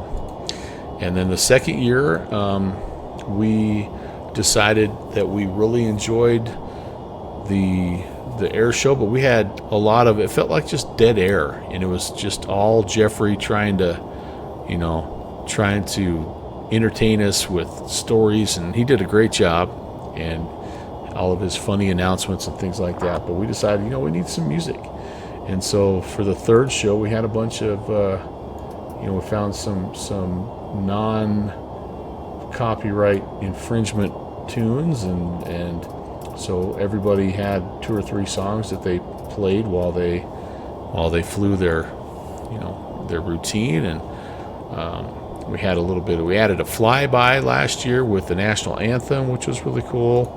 And yeah, so just again, and then this year, this is our 4th year. Oh, we also added the little, what was that little car you drove around? Anytime anybody had a wreck, you drove the car out to them. It was a little bit of comic relief. And we always have somebody that either their sim freaks out or their controls freak out or something. And, there's always somebody that's piling in somewhere, and it's okay, it happens. But anyway, it's just been good. The ops car, that's right. That's probably the worst thing for you, JPC, is you can't do the ops car. Josh would be just fine. So yeah, anytime anybody would crash, you'd see the ops car heading out. In fact, we even had, I think it was last year, or maybe it was year 2, where we did the routine of somebody stealing the 172 and flying it away, and the ops car was chasing it. It was good. They're all archived in the Virtual USA Flying Club YouTube channel. JPC, I don't suppose you have that link, do you? If you do, please share that. But you can see it's pretty cool. It's killing me. I'm not going to be able to participate this year. It's killing me as well. But anyway, there we go. There's the YouTube channel. If you want to check out the 3 previous shows, that's the link. So and I think you'll enjoy like the improvements that we've made each and every year. Another huge improvement that we've made, I think, each year is the scenery. Like, we have custom scenery now for X-Plane 12 and for Microsoft Flight Sim 2024, so everybody's flying, in the same airport environment, and the crowd can watch, and you see the same things that we see, and those sceneries are available to the general public, I think, at some point. I don't know if they are right now, but it's a great way to score free scenery there. And yeah, so it's cool. And I know there's a couple new things that we've added this year. I'm not going to give them away. I'm going to make you tune in to see. But yeah, I promise you that you will enjoy club specific for now. Gotcha, JPC. Gotcha. We're coming up on top of descent, and this is one of those things where I am gonna. We are on the profile, or are we? No, we're there. So I think I have to arm this, and I maybe went the wrong way on that. Did I want to?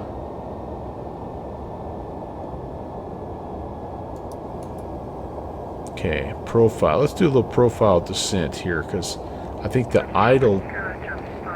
Yeah, I think the idle descent will get us down a little too quickly. So I should have dialed that in and then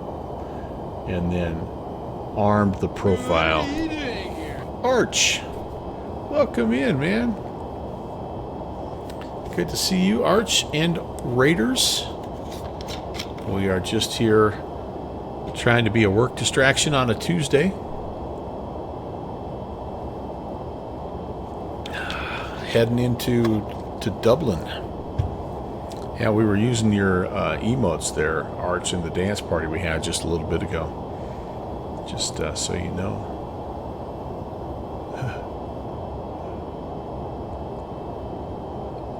Military approach into Kandahar.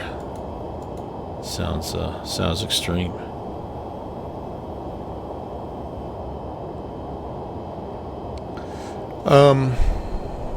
So yeah, so that's coming up, and we have a fun fly-in event Thursday as well, which I can at least do that. So I'm happy about that, and yeah, so that should be fun. I do plan on doing that, but then I'm heading out of town Friday early. I got the 5:30 a.m. flight out of town. We're gonna head out, actually back down south to Tejas and go back to see our family that we were at for the wedding, but we were only able to be there for a day. It was literally fly in the first day, go to the wedding, the second day fly out the third day, and so we're like, all right, we're coming back down. We need a right proper vacacion, so should be good. Should be good.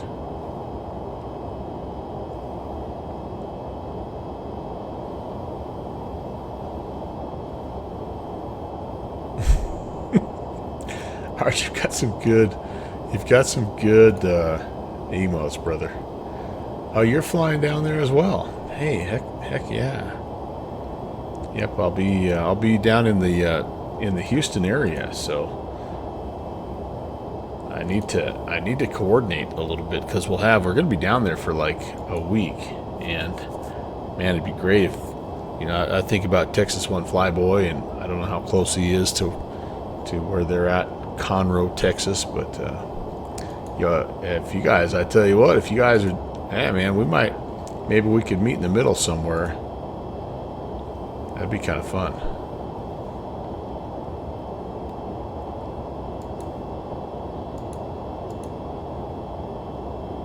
I'll have to see what the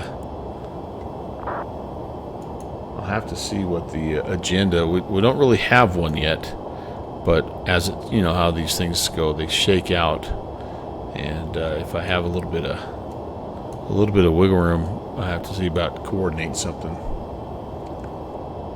The Baptist preacher who married Larry Gopnik lives in Conroe. It's a small world. Larry, how are you, buddy? Good to see you, man. All right, so how are we doing? Are we actually following? Yeah, we're descending and holding. The biggest thing right now is we want to hold speed. And the descent profile has us, it looks like pretty quick here. 0.82. Yeah, 0.82. Heading on down. We need to be below 10 here. I'm getting kind of nervous that we're not going to be below 10. Oh, because we're VSing right now. That's not what we want. We don't want that. Yeah, I think we may have screwed up a little bit here, guys. Yeah, we might have. We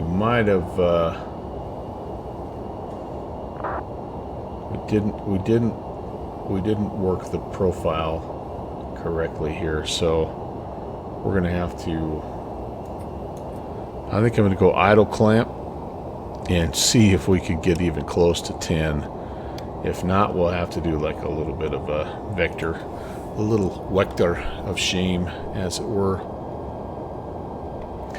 There, so Ori, and by the way, hi, Ori. There is, well, not. So you're, yes, there is. You can set your speed.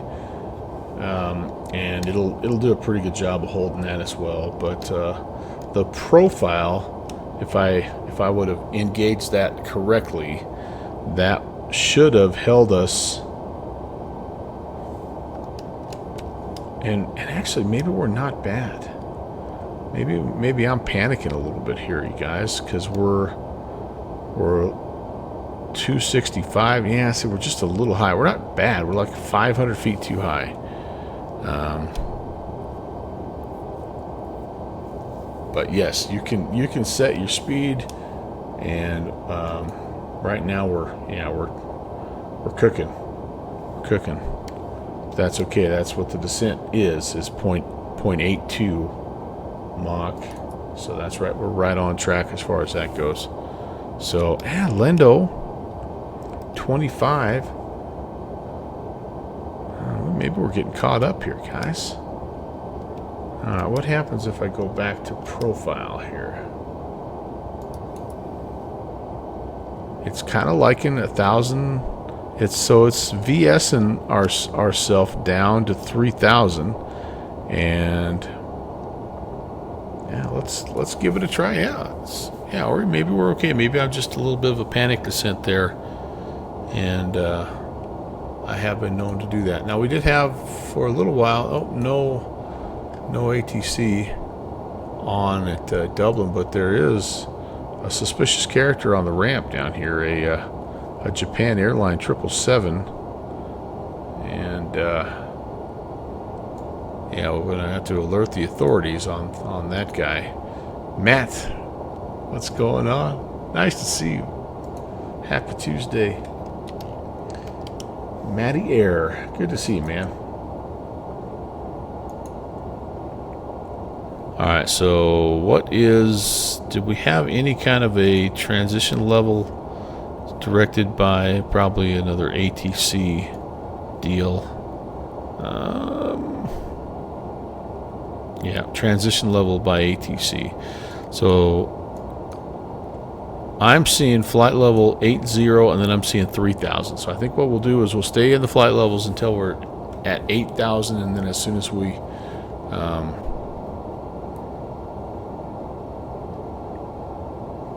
start to descend beyond that, we'll drop into local altimeter. 28 left, ILS 28 left. Jeffrey, that seems more than a little racist, my friend. What the heck, brother? Oh my gosh. Nav, how do I do this? I'm trying to remember. Navrad. I think we got to go in here, and we got to nav the rad. Oh, the first thing I have to do. Sorry. Is actually I have to go to the flight plan, and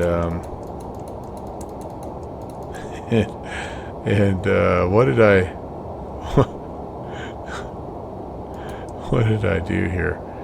That's not. I've kind of lost it now. Flight plan. I need the ILS. My good man, ILS 28 star. Don't I have the star in there? I'm flying the star. Are I not?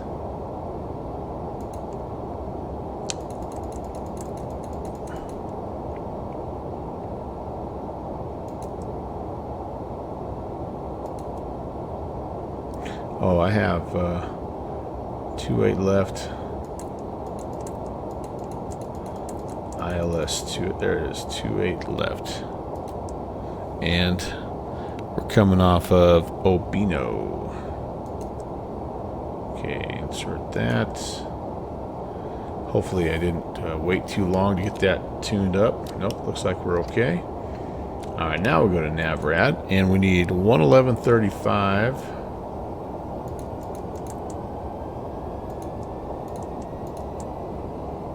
And a course of 278. Okay, that's our ILS situation. We are looking for IDW. Yep, that's us right there. Sweet. Okay, cool. That's all set. And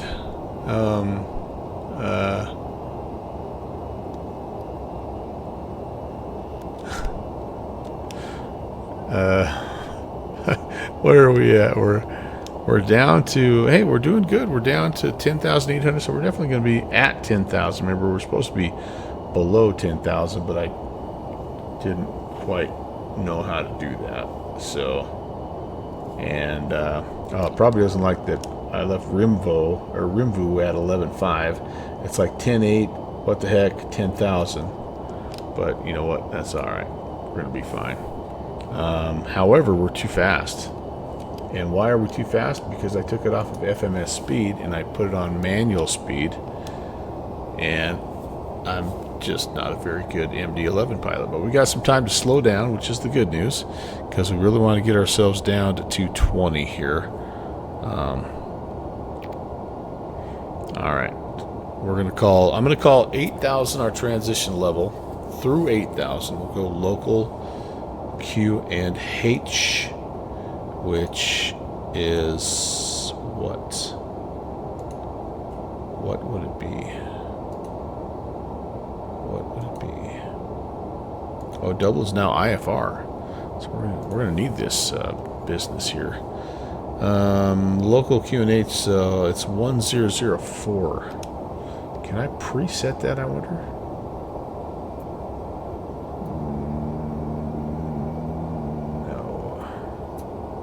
No, it's all or none. We're in or we're out.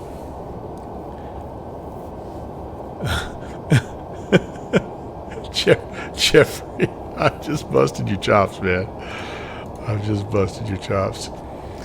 And, yeah, if anything, we got to watch out for Zilix, because he keeps making extra work for the maintenance crew, because he keeps leaving butter and grease all over every runway that he lands. So that's not okay, Soren. It's not okay.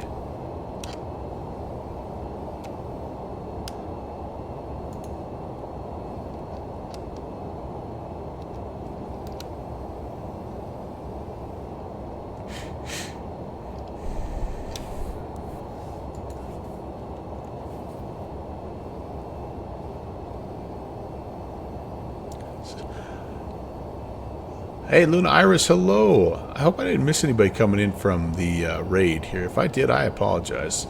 Welcome, Arch NDA Raiders. I think I said hey to Larry, Matt, and Luna. Very, very good to see you guys. Thank you so much for coming in. If we haven't met yet, my name is Brant. Welcome to the Melvin Leroy channel. We're on the descent into Dublin. Actually, just outside Dublin. And yeah, we're actually kind of not doing too bad. We've made a few little mistakes. One of the mistakes we made is we didn't have the landing lights out, so that was bad on our part, but otherwise we're doing okay. This thing, another thing that you're gonna like about this plane, Artie, it has really good intake lighting. Very, very good lighting.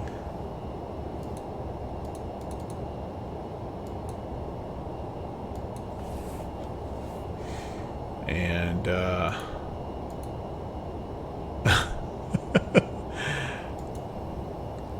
Zilix, if we're gonna make fun of you, aren't we going to do something about how you're also part German, or you lived in Germany for like, you've got a lot of things that we could tease you about when it comes to like World War II sort of era stuff. But I think the best thing that I like to tease you about is the fact that a lot of people don't know, but Zilix's real name is Leon. And he doesn't like a lot of people to know that, but that's his middle name. Sorry, Leon. So.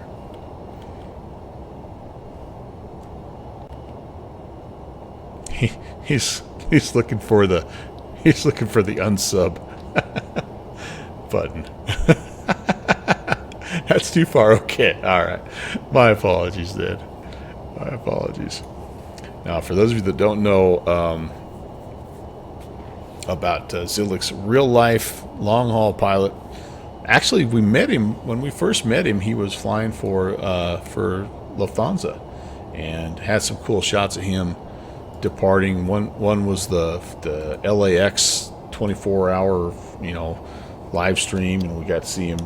He flew an A380 out of LAX, which is really cool. And then he's shared with us. We've been very fortunate. He shared with us a few of his other arrivals and stuff, and he's since moved over to Japan Airlines, and kind of then just hopped over to ANA, and kind of like loves, like, he's sort of found his dream job. And I don't, like, he's a young fella, but he just loves what he does, and very, very good at it. He's got, he's shared several of his arrivals, and anyway, it's really, really cool.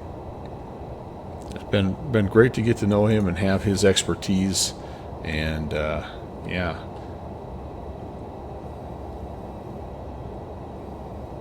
Larry, I'll work on trying to completely dox him later on in the stream. He's a Latino German, Artie. I don't know about that. Oh, my dog's rolling over like something's going on. No, we're good, dude. No, it's yeah, pretty cool. Pretty cool. He also, I think the story I want to know about, though, Soren, I want to know whatever happened to that frickin' Tesla that you got. You hooked yourself up with a sweet, sweet ride back when you were working for Lufthansa, and I'm thinking, did that make the trip with you to your new kind of home base there? I better make a couple of radio calls here. Double traffic. Lufthansa Cargo 816 is on the approach, descending 8,000. We're on the approach 28 left, approximately 20 miles to the northeast of the field. Dublin. Oh, Lexus. Sorry, Lexus. It's still in Germany? Okay. I wondered, because, like, you relocated, and I think you're, like, at least from what I understand, your home base now is out in Japan right now, or at least you have, I guess maybe it's not your home base, but one of your spots. All right, we're going to go flaps 15 here. We're below, we can actually go flaps 20. You got 3 in Japan now. Gosh. Oh, your sister drives. Oh, that's nice of you. What a nice guy. So this is holding 8,220 pretty well. I've kind of maybe, yeah, I'm okay. I'm not going to go flaps 35 just yet, but we're coming in, and okay, I have to, let's get the auto brake set there, and yeah, we can go. Oh, you know what we need to look at here, guys? What's our landing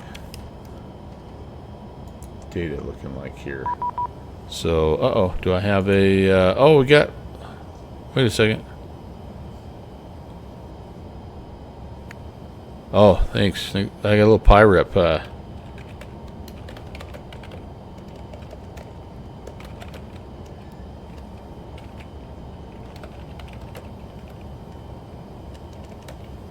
said, Somebody's just saying, just landed there. Saw the runway 2 miles before touchdown. Oh boy. All right. So what are we doing? V approach 156. Ref is 151, and we are doing a flaps 50 landing today. All right. Cool. And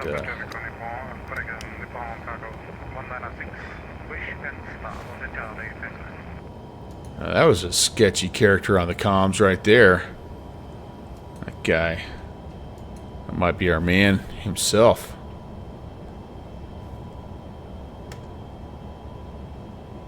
Alright, doing good, doing good.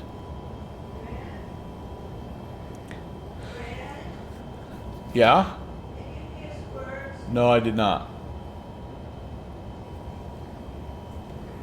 Okay, so we're coming around on the arc here.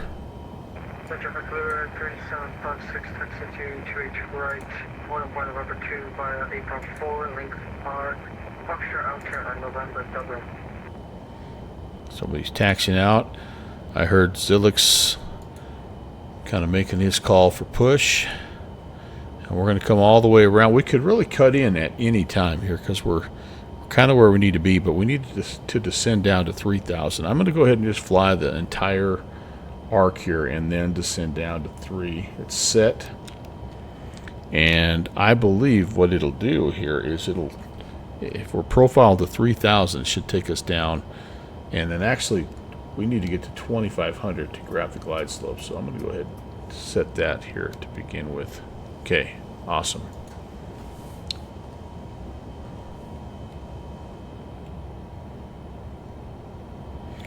Well, Zilix, you got to know, man, you're a local legend here. We talk about you all the time. It's really cool having guys like you and JPC, you real life jet pilots stopping in. It's really, really cool.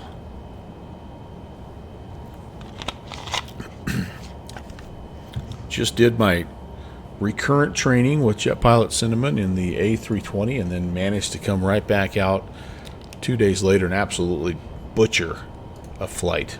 I mean, just destroy it. Just forgot everything he taught me in the span of 48 hours. It was not good.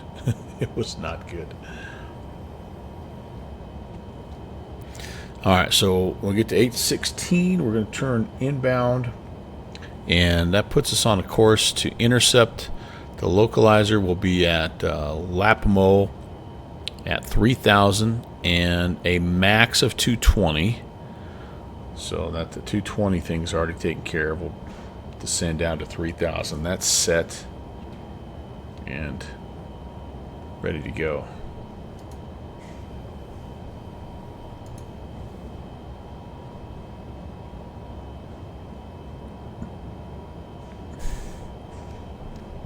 And then our approach land is there.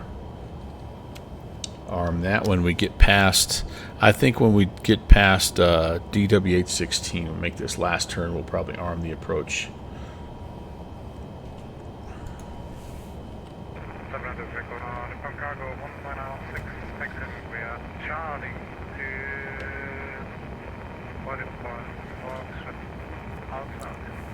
So that's our guy right there. That's Zilix on the comms, and he'll do this often. He'll kind of fly out of an airport that we're flying into, and if I know you, Soren, you're probably taking your German cargo from Dublin to probably LA.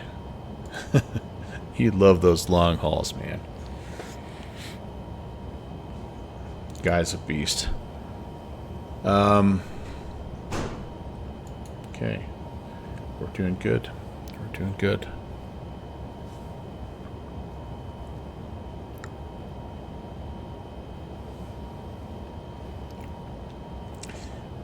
Wait for one more turn. We'll make a little radio call, and again, when we land, we're going to make a right-hand turn and park on the west ramp there. A little bit of a remote area.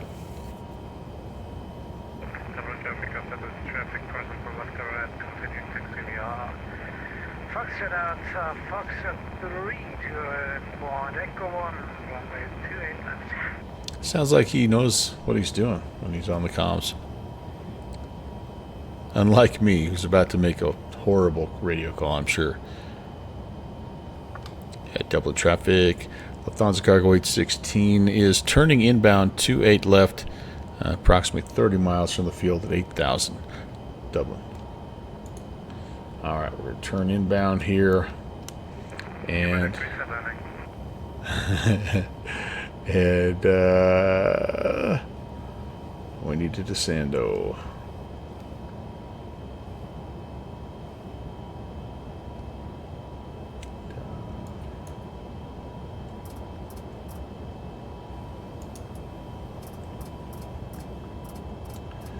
It's going to make me do it manually, it looks like. Alright. That's fine. And that's alright. That's not quite going to get us there. We're going to have to decrease that rate of descent just a little bit. It should hold us at 220. In fact, I'm going to take over the speed here. Oh, it's bumping us down to 205. Max speed is 220 yeah, it's 220 for us right now. So let's go ahead and give ourselves a little bit of juice there. And no localizer just yet, so we'll just arm the approach.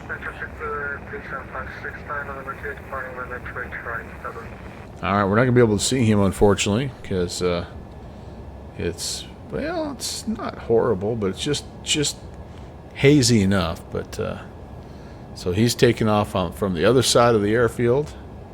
We're coming in almost parallels. Oh, this isn't really all that bad. This is kind of nice, actually. Look at that. It's pretty beautiful. I need a little screenshot of that.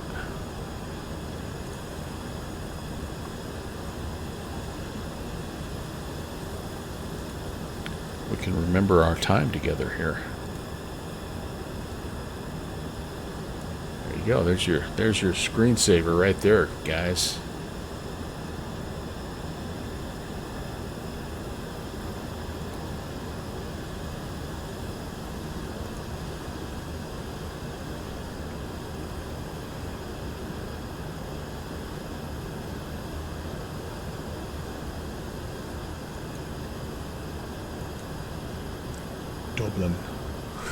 Dublin smog.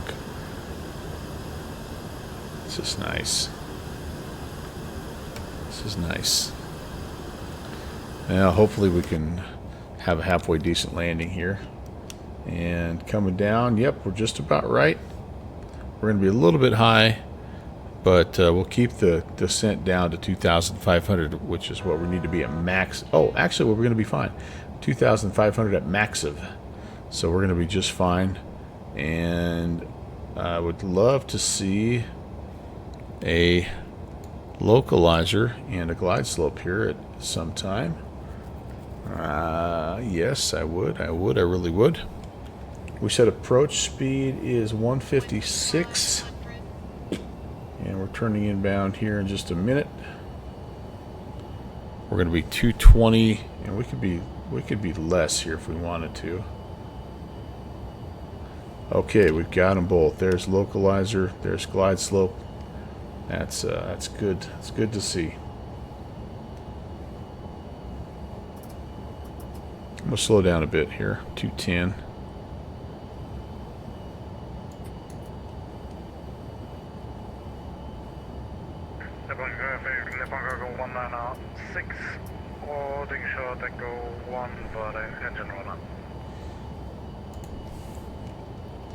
Holding short, doing a little run up, baby.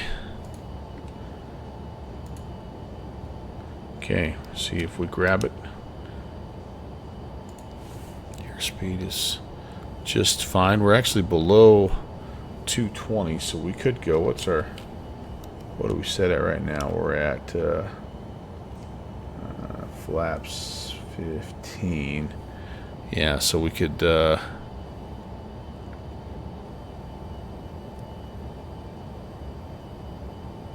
we'll wait. We'll wait a little bit. I think I might give the speed away a little bit here. That's alright with you guys.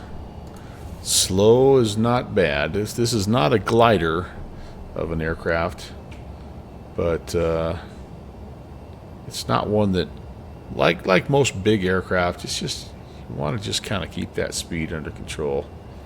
So we'll go ahead and go another notch of flaps here. Yeah.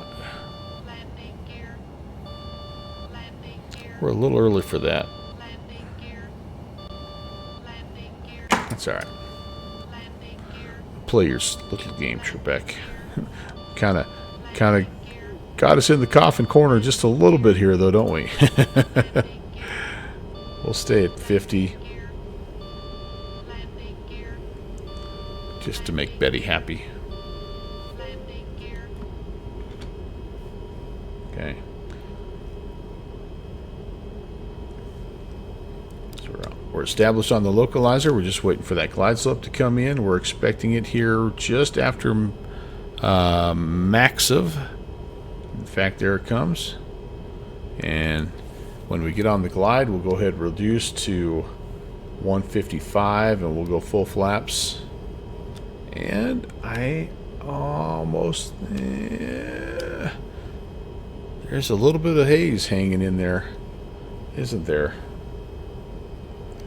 Alright, 155. And we're just going to go full flaps. 50. There we go. Okay, we are geared down 3 green. Lights are on. Flaps are 50. Auto brakes are set. We're fully configured, my friends. Double traffic. Lufthansa Cargo 816 is 7 mile final, 28 left. Dublin. I forgot where I was for a moment there. If we go mist, we climb to 3,000 and we make a right hand turn out to the Dublin VOR and hold. We got the field in sight. Nice. I love it. I love it. Should we make a mess of things? Why not?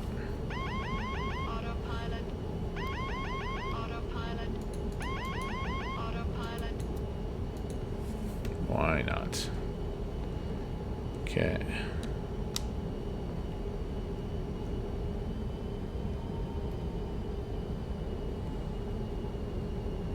Gotta always test out the flight model after they do an update.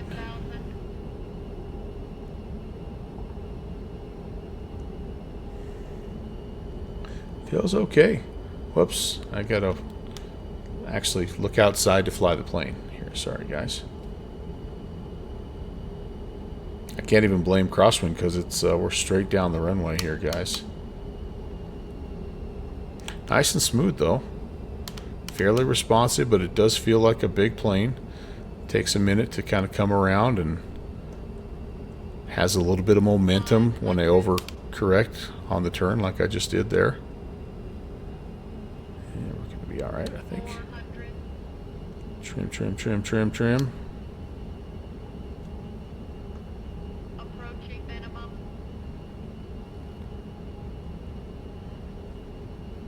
200.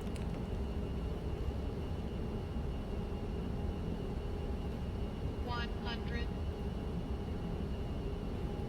50, 40. Glide slope. 20, 10. A little bit of a low approach there, but plunked it down there. Thank you. Flunked it down there, but we got like 53 landing gear things down there, so we can put it in nice and firm. All right, no reversers. Cargo 106 lining up behind the landing traffic, runway 28 left. All right, that was cool. I thought he was going 28 right. That's cool, man. We'll take a second. We'll get off the runway and we'll watch him depart. Check check the replay and all that good stuff.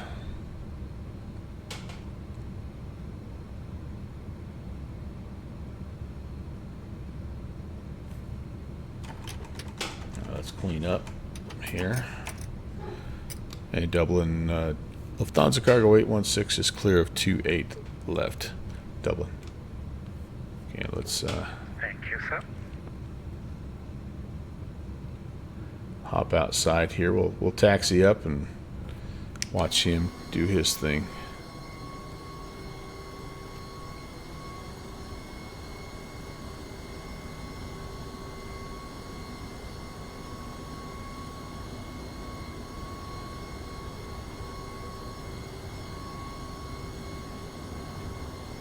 Dublin traffic on Nippon Cargo 1960, departing via the end of the Juliet Hotel.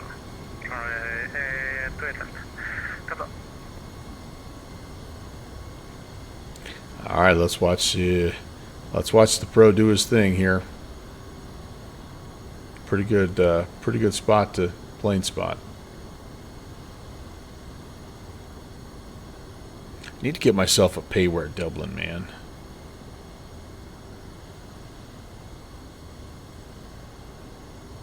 Oh, look at the ortho imagery, caught some wings there. Artie, my heart says yes, but I just don't know if I'm going to be able to pull it off, man. My work has been just absolutely crushing me these days. And so if I mean the only I'm missing him. There we go. The only day that I could do it would be on Wednesday. Nice. Have a nice flight, Captain.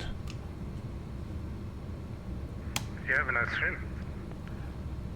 Good talking to you, buddy. Anyway, so if I'm not, there's always a chance. If I'm not dead on my feet on Wednesday, I could fire something up. But retire for real, Artie. I know I need to. Well,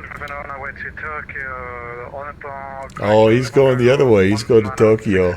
Nice. Oh, I think this might be our cargo hub. I know, Artie. Then I would have more time to do stuff. Yeah, Fixie. I don't know what's going on, man. It was telling me that there was a sound error. It gave me the old, when I first fired up, it said, you got to re-enter your authentication code. So I had to go back into the org store and get that, and then I restarted X-Plane, and it gave me that error, and so I restarted it again. It still gave me the error, and then I couldn't get any of the buttons to work or anything like that. So I'm going to do a restart, I think, off stream, a reinstall off stream.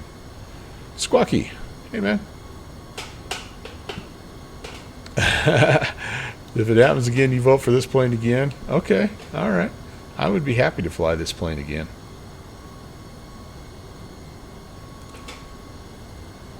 I enjoy it. But yeah, I'm a little bummed out. But I tell you what, this update here, it's working pretty well for me anyway. Now, I didn't really execute all the phases super well, but I also haven't flown this thing in about 2 months, so there's that. I can make excuses, can't I?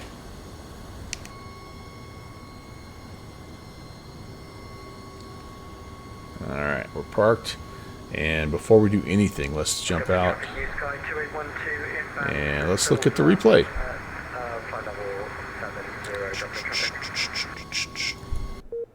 Whoa.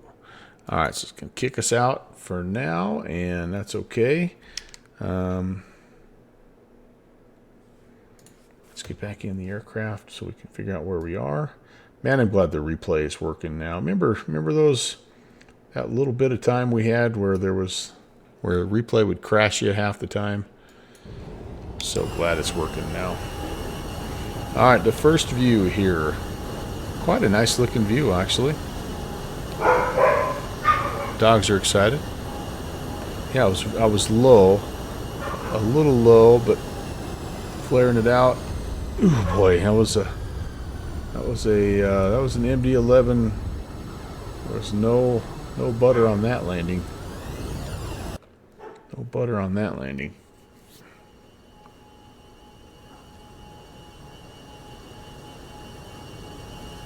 Fairly stable otherwise, though. A decent profile. And yeah, just kind of ran out of steam. The Irish pilot would be not happy with it.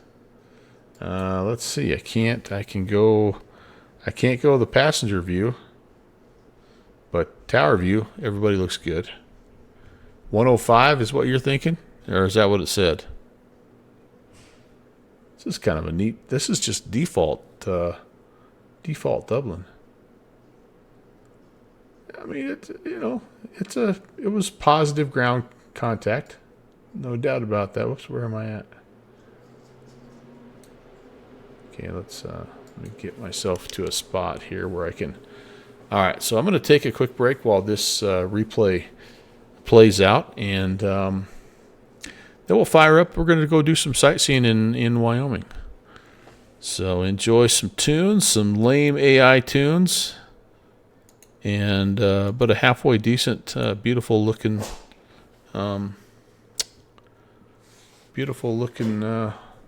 Dublin area scenery here. Cody doesn't appreciate it, but here we go.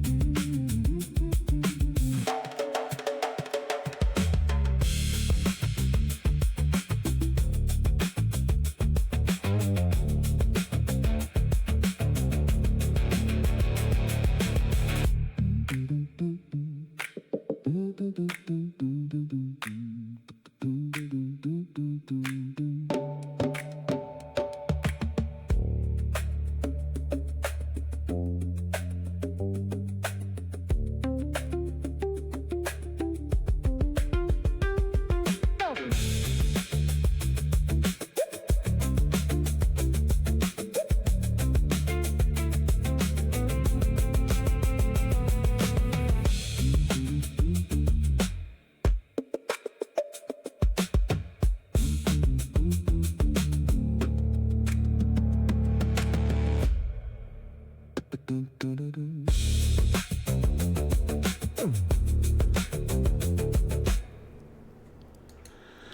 right, there it is. The lame AI music driven replay. I think I'm going to stop and switch up our flight right now and not worry about doing all the shutdown stuff if that's all right with you guys. So yeah, here's what we're going to do. We're going to hop into a little general aviation aircraft, and I think we're going to do the Cirrus.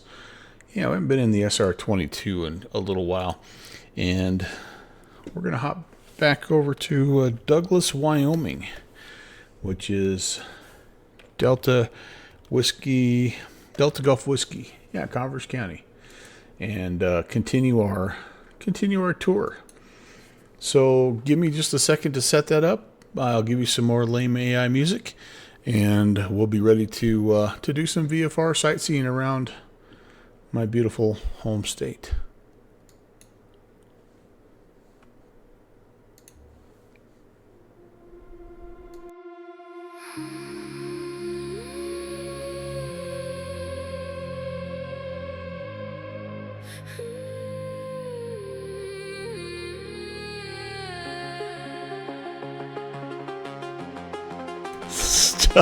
Larry, stop it. That's awesome.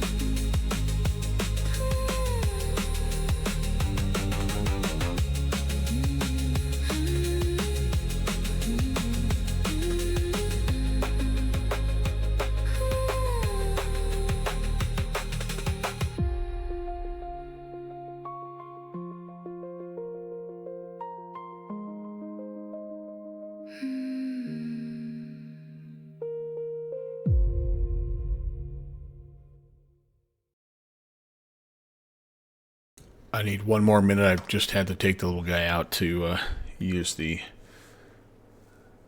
backyard, if you know what I mean. So hang tight. Give me just, like I say, 2 more minutes here, and we'll be ready to rock and roll.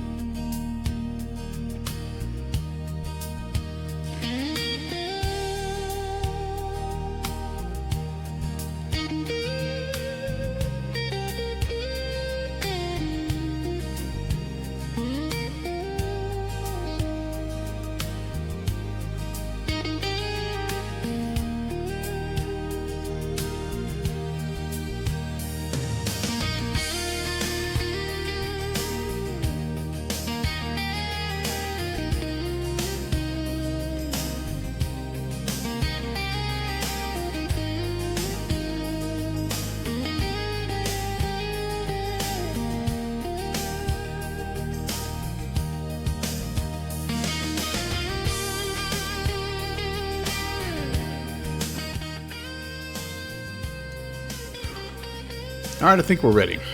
I think we are ready. So here we are. This is, again, a continuation of a... Well, we started last month, I think, was when we did this. And we flew from the northeastern part of the state of Wyoming up near Devil's Tower.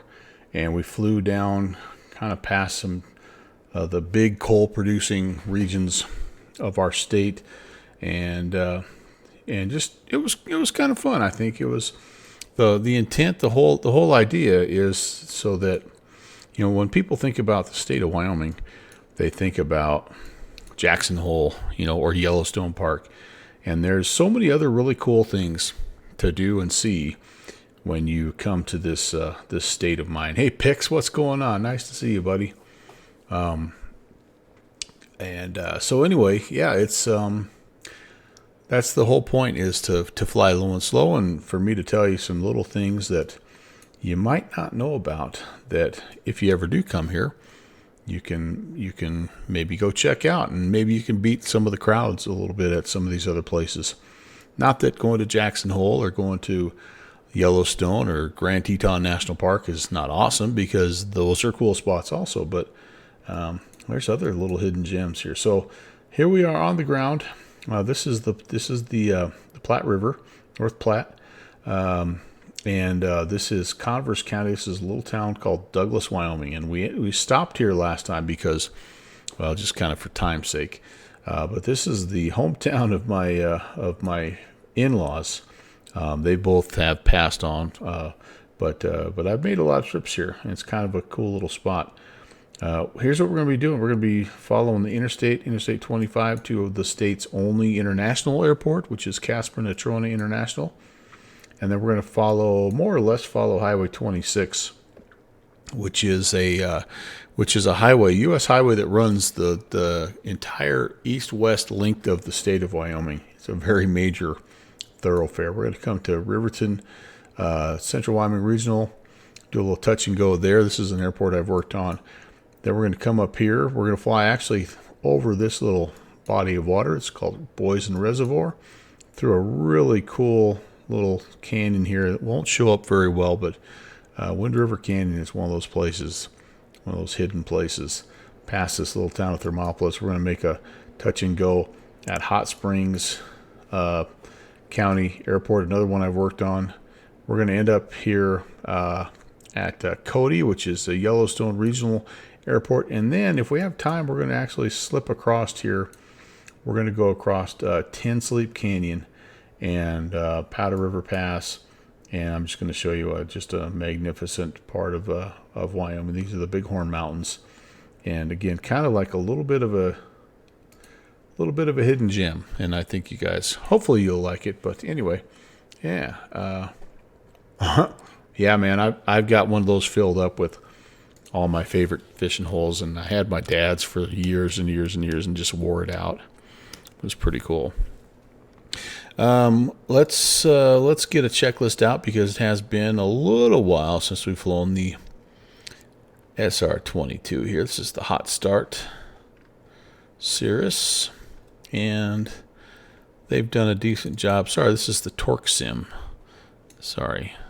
SR22, and they've done a good job of modeling things. So let's start out by coming in here, and we'll fill it to the tabs, and yeah, let's take some people along for a ride, right? We're sightseeing, we might as well. I have no idea about the maintenance here. We only have eight hours on this airframe, and so we should be good to go. We'll top the oil up. Shouldn't need any anti-icing or oxygen today. We're not going to go that high. And yeah, let's do it. Batteries are on. Oh, and I better turn my sounds back up here as well. Let's see.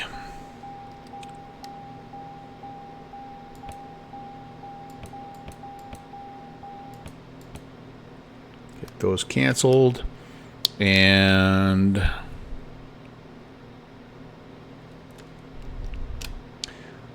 go nav and strobes to start things.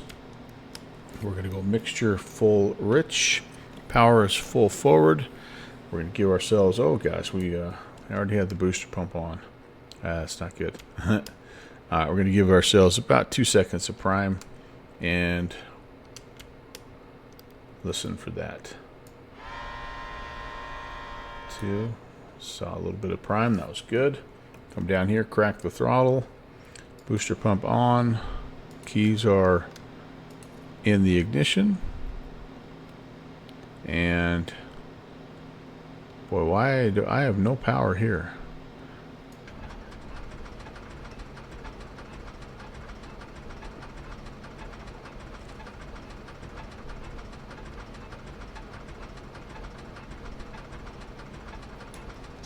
Okay, didn't like that. Give it a second here. Try it again. There she goes. Alright, very good. Oof. Oops.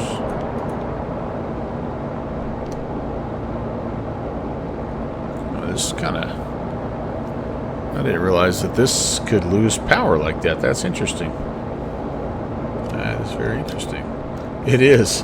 And it's crazy because you can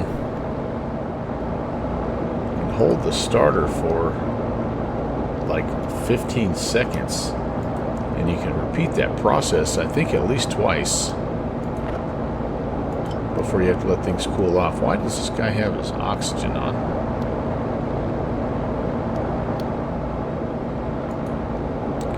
Come in here, let's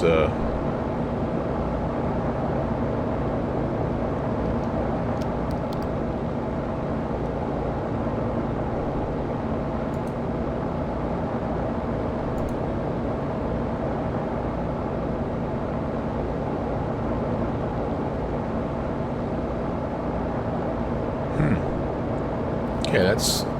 I've never seen that before, where it is not loading up because it only has 16% power. That's very strange.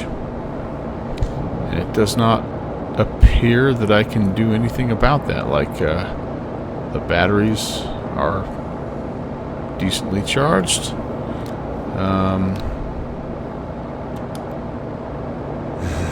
Okay. This could make it interesting to try to fly this plane.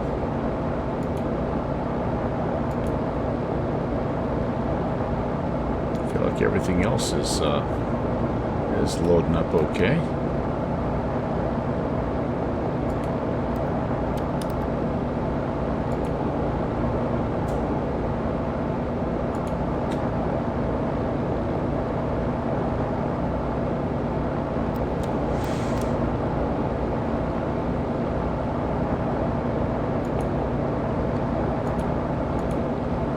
I think we'll just enter in Riverton for the first waypoint, and we'll do a little touch and go. It was 17 a minute ago. Now it's down to 15. Oh boy. What the heck here? I've got the alternators on and the...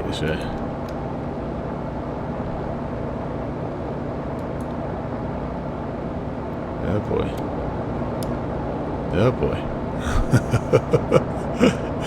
Mario, what are we going to do here?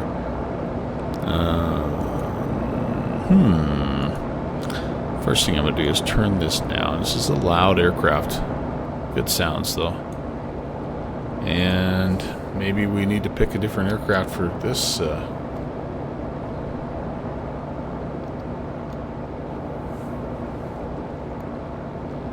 let's do this. Let's do this.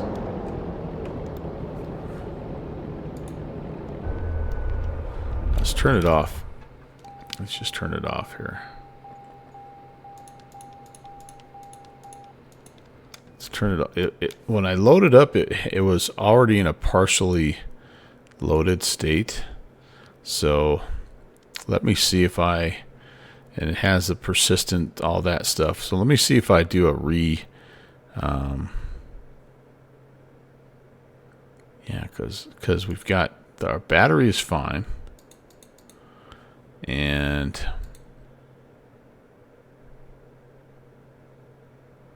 But yeah, this dude, he shouldn't have. There's no reason he should have his freaking oxygen mask on. So I think maybe we just got a little bit of a bad load. No screen, no problems. Yeah. Well, I don't know. We could hop into. I have other aircraft here that we could do this route. Just wouldn't quite be as expeditious. The thing I do like about this plane is it does 170. And so, yeah. Well, yeah, but it would be kind of nice to have like an altitude and maybe just a little bit of an HSI. And as much as anything, I guess I kind of was hoping that I would be able to have the aircraft work correctly. I don't know. But if we could go to something else and get the same thing accomplished. We probably just wouldn't get as far. I have to shut things down here in about an hour and a half. Let me just confirm here.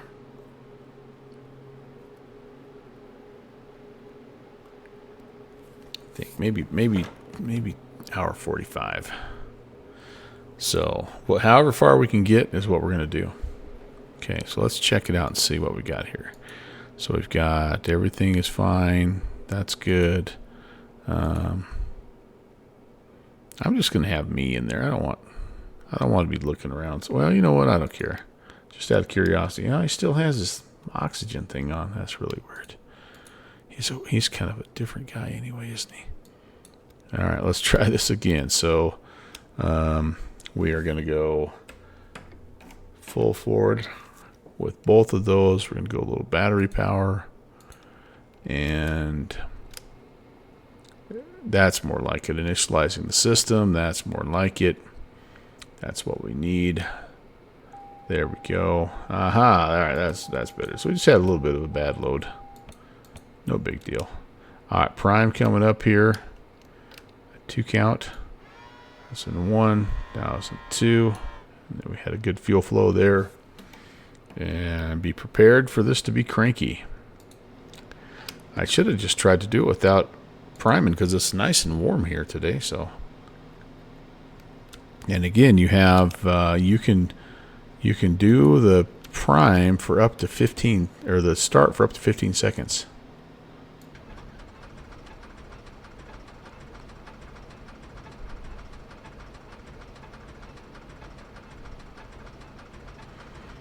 Come on, baby. 13, 14, 15. Nope. Didn't like that. And let's give it a little bit more here. Try it again.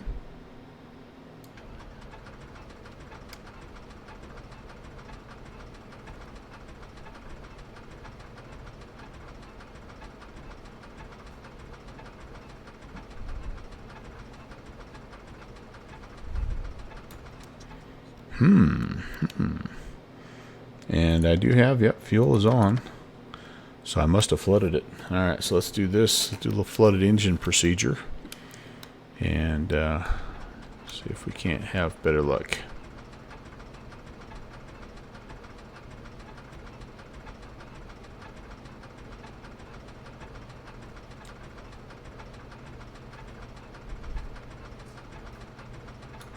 Okay, that's not it either. Alrighty, well, it is a cantankerous one to start.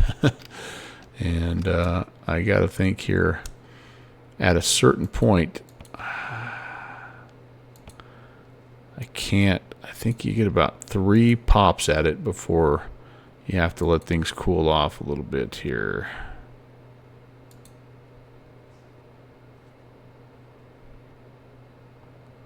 I don't remember where it shows that though.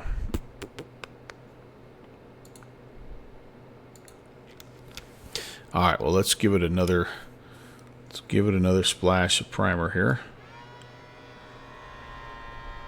If we didn't already have it flooded, now it really will be flooded. All right, so we're good. We're good. Mixture full rich cracked. We're on. Fuel's on. And fingers crossed.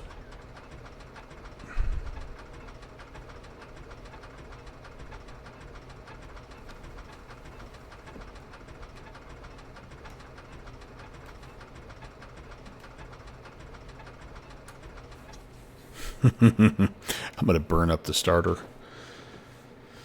My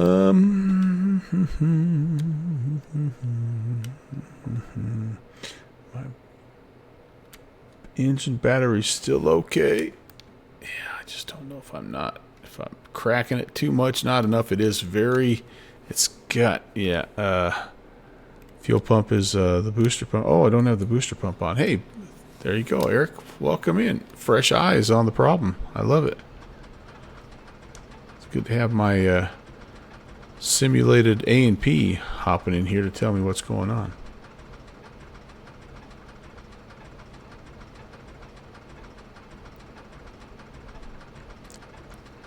$11, $12, $13, $14, $15. It's as long as I can let her go.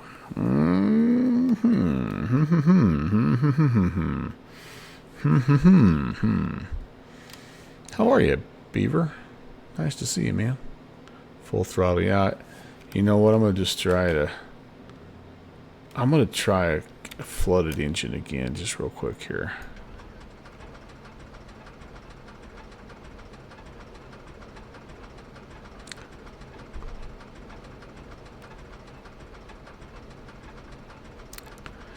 Alright, let's repeat the process, because I think that's what it was. I think I had... Alright, so let's prime it first. 2 seconds. 1001, 1002. Good. Come back to cracked. We need boost. And yeah, it is. No doubt about it. Let's see if this gives us any luck here.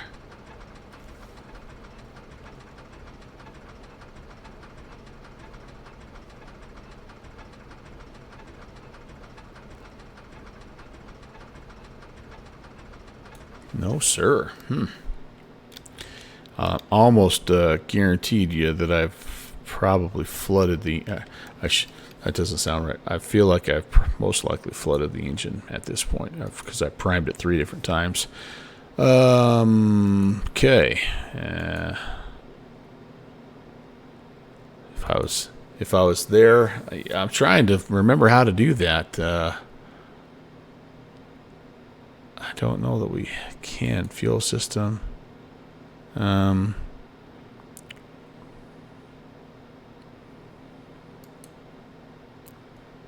on the MFD. Oh, yeah. You know what? That's probably the way to go. Let's do it. Let's go engine. Oops. And...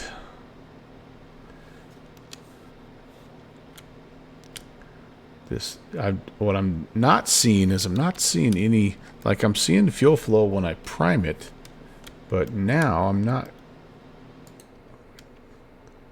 Oh yeah, I guess there was some fuel flow as I was as I was boosting it. So there she goes.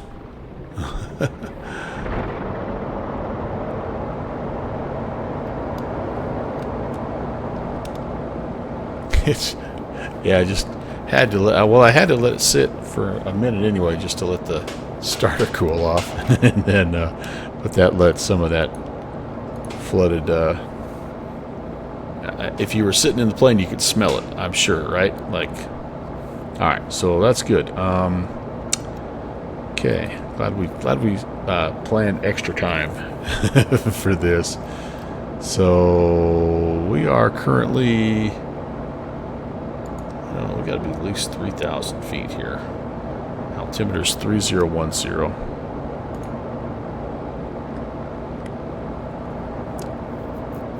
going to go 6,500 here.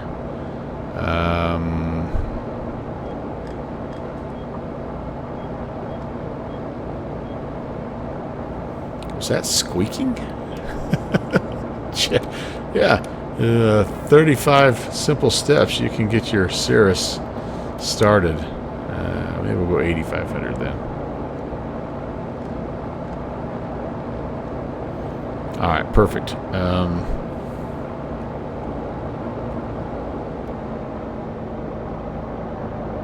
I'll lean it out a little bit. We do need to let the cylinder heads warm up slightly.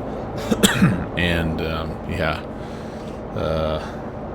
it's always good to have an A&P handy. So nice work there, my friend. Eric and I talk quite a bit about how much enjoyment we get out of actually just almost as much enjoyment out of troubleshooting and fixing things as sometimes flying. So here we are. We're going to go little waypoints along the way, and we're going to end up in big Johnson County here, Buffalo. So this will give us just some basic ideas along the way. And yeah, I will cheat and use this, and I don't even care because it has some good satellite data and some map data on here. That's kind of cool. All right, so yeah. That's right. I'm not today. I'm gonna go only 8,500 because we're gonna be looking around a little bit. So, and I'm hoping to fly for a couple of hours here.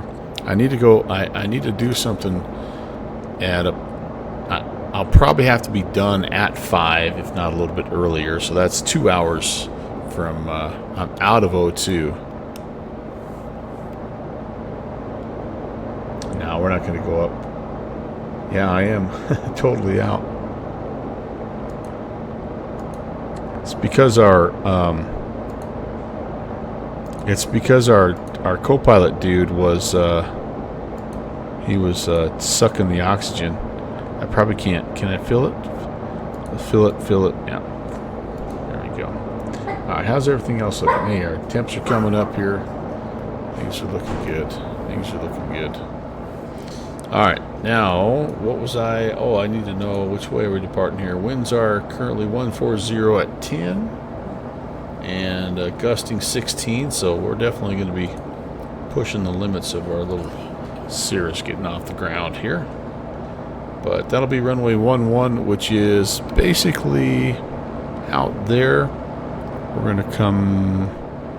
I think is there a way out of here? Yeah. Hello, 172 Sierra Papa, if that's really a real person. So yeah, right out there is how we get out, and then we should have taxiway Alpha that leads us down past the spar and out. Although my windsock is showing not much, but okay. That's what we will do. And I am... Oh, that's nobody because I'm not on VATSIM just yet. Let me connect. I don't know if anybody's flying along or not, but I'll connect just in case you are. There's no controllers in the area, so no big whoop. And we are CTAFing on 2280, which is what's set right now. Very cool. All right, good deal. Converse County traffic, Cirrus November 11816 is on the taxi runway 11, Converse County. So again, I'm gonna spin it around to the right and go from there.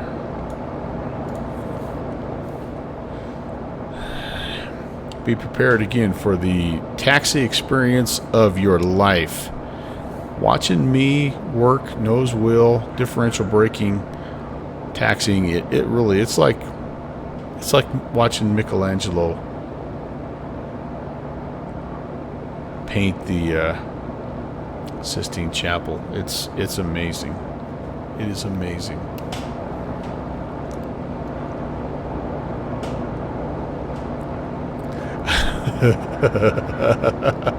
Yes, Mario. Exactly.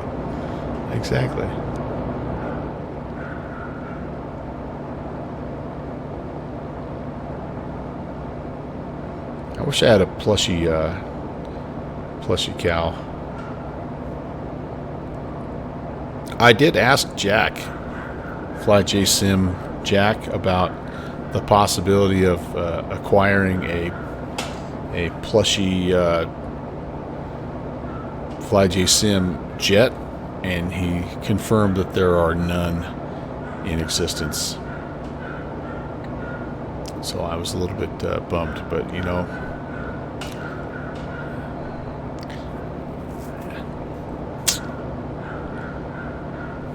maybe it's an opportunity.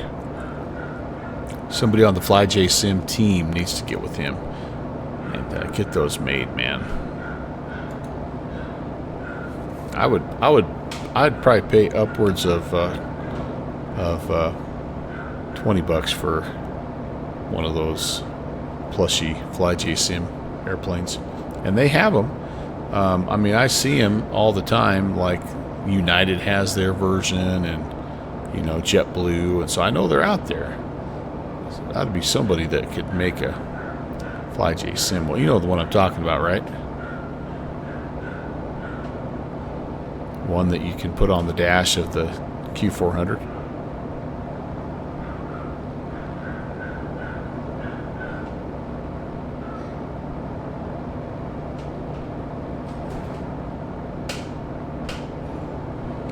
Okay, we've got green cylinder head temps. That's really nice. And everything else is also looking green and happy. A beaver plushie. Yeah, that'd be all right, too. Eric, I want to thank you for saving me $38. You don't know how close I was to picking up that V-tail Bonanza. But I completely read a couple different reviews, and sometimes you can't tell if people are just hating or if they're really, you know, if they're really being honest about the product. I thought you had some good perspective, and I think I'm going to wait on it a little bit. Yeah, I do too. I do too. And but we'll, you know, the track record of Thuranda has not been very good when it comes to updating. Like, they pretty much release it. They're a lot like Coronado. They release it, and that's what you get. And I don't think it's very good, Iowa Scotsman. It's lacking a lot of stuff from what it sounds like. So that's too bad. But again, you know, there's going to be a market for it, but it's not like I can't decide if their stuff is dropped a little bit or if other people are just creating better things. I don't know, but it's just, yeah, from all reports, it's just yeah.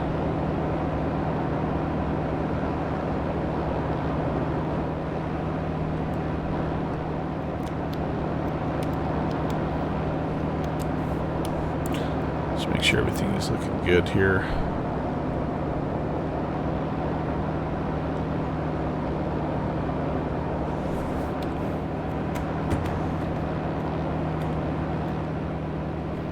I remember Downwind Sim talked a lot about that. Everybody has their masks on. Must have something selected I don't realize. That's all right. He talked a lot about those extras and how much like redundant coding, because he dug into a couple of those planes just for personal, you know, learning and improvement. Converse County traffic. Cirrus departing 1-1, and we will be westbound. Converse County. Okay, here we go. Well, get it lined up. Let's get some airflow over the tail, shall we? There we go. Power set. I like about 70, 75-ish, I think. Got a full load of people in the back here, so might be a little more. Let's just get light. There's 75. Yeah, we're flying. But yeah, he said it was there were just lots of things that were in there that were like not not being used, but instead of taking them out, they just kind of like just disabled them, and I don't know how that works exactly. I'm not a coder, but he said it really was hard to troubleshoot and update because you spent half the time removing lines of code and hoping that you didn't affect something that was you know, down the line a little further. And yeah, well, in the A-to-A, that's the thing that came up that I was thinking of. That was the last aircraft that I was going to purchase had I stayed in the world of P3D. So maybe, I don't know what their plans are. I remember they sent the roadmap out and had some different aircraft that were, you know,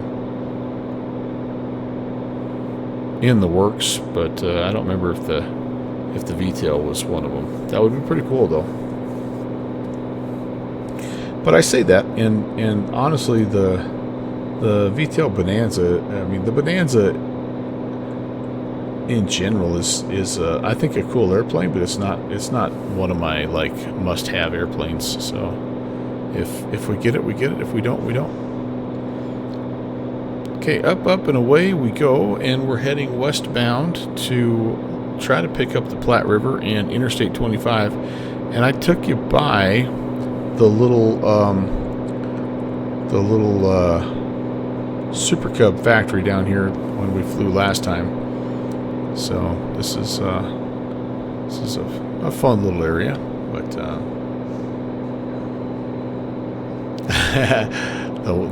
well, that is on their list, no doubt about that, on their list. All right, so here's what we've got. This part of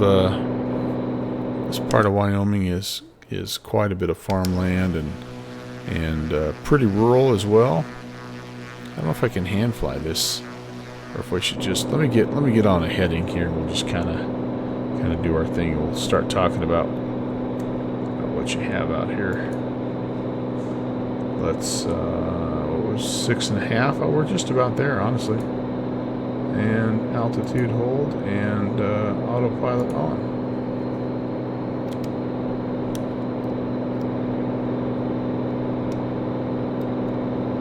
Oh, we're going to go to 85. All right, we'll vertical speed it up. We'll do like 500 feet a minute here. And alt select, it's on. All right, cool. So yeah, this is pretty good farmland out here. You see a lot of irrigated property. We don't get enough moisture to just dryland farm. So most people, you're going to see these crop circles because they have the center pivot irrigation systems. This is Interstate 25, and there is, I might have flown past it, there's a little private airstrip out here, a little farm strip that is yeah, it might have been right over there. I don't know if it's listed anymore. No, not listed. It's one of those private strips. Oh, I take it back. Chamberlain Brothers Ranch, and we are going to be. We might be able to see it. Where's my? Yeah, I'm on the interstate here. Might be tough to pick out, but I think it's just one of these little ranches that has a little bit of an airstrip mowed out. There it is. Boom. Might be even a little bit of a gravel strip. But I think when I drive by, I can't see it in real life. I think it's sort of become reclaimed by nature, if you will. Mario, you're out of here? All right, buddy. Thanks for coming.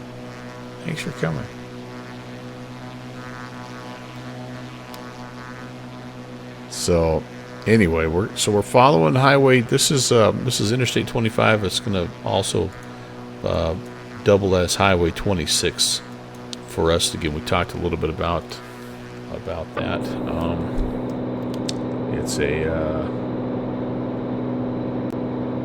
It's a pretty lengthy U.S. highway. I think it runs for almost 1,500 miles, but it runs the entirety of the state of Wyoming. I think the state of Wyoming is about 500 miles from east to west, and so it runs all the way through. So it's kind of the Route 66 of Wyoming, I guess. Yeah, man, it's those old atlases were really cool, no doubt about that.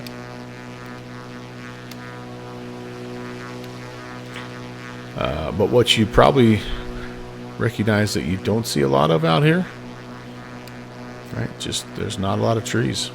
Wyoming is just not a state with tons and tons of trees. Trees grow pretty well here if you plant them, and they'll grow along the river, obviously. But yeah, you have to get a little bit more towards the mountainous areas in order to find the trees there.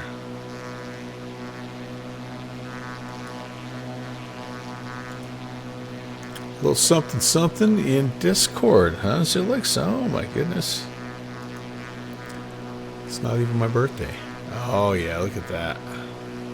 That's a beaut. That's a nice sunset departure there.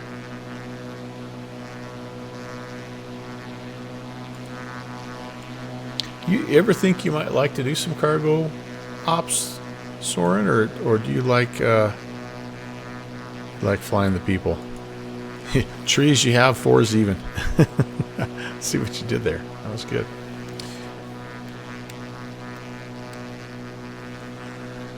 So this is the Esterbrook mountain range, and it's got some pretty good fishing back up in there. Kind of small stream stuff. That's Laramie Peak right there. And like flying people more. I gotcha. We're going to come up on a reservoir here in just a little bit. It is called what? Laprelle Reservoir. And it is I wonder if I could find the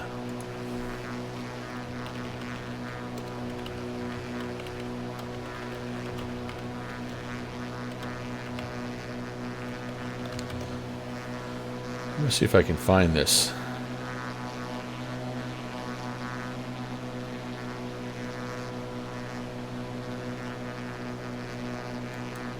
Yeah, so there is a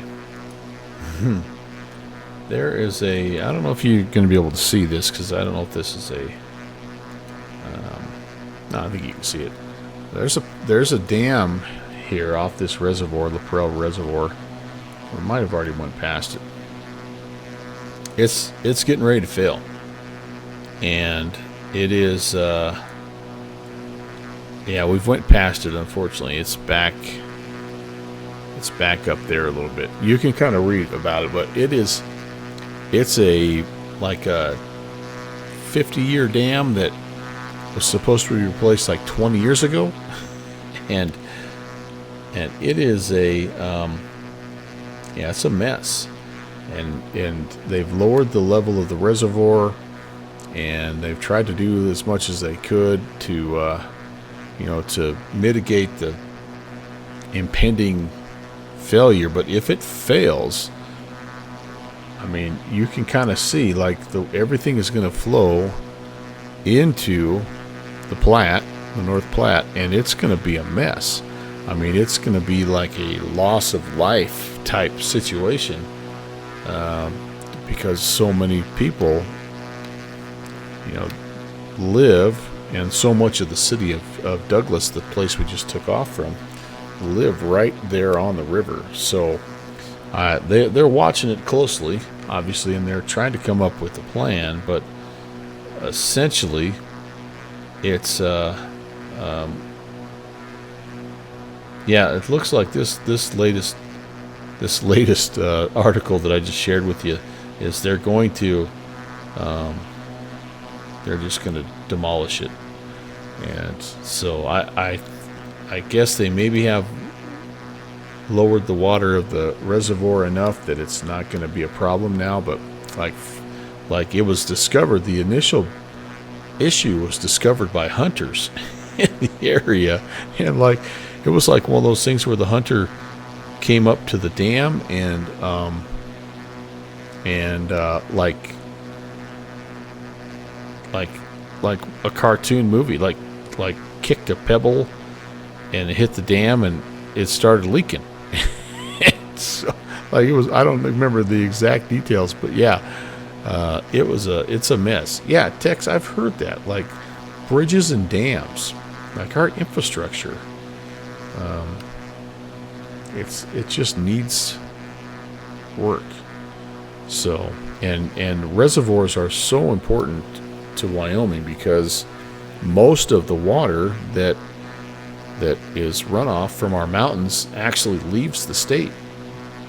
And so the only way for us to keep enough of it is to have all these reservoirs set up. So that's one that obviously is a pretty important one for all the farmers and ranchers in this area. So anyway, coming up on Casper Mountain. And our first stop, Casper International Airport. It's the only international airport in Wyoming.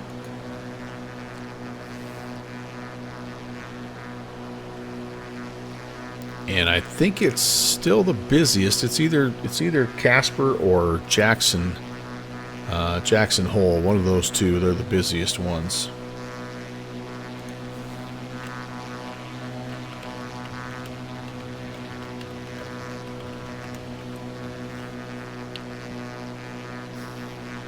Oh, I guess it's Jackson Hole now, is what they're saying, according to Wikipedia.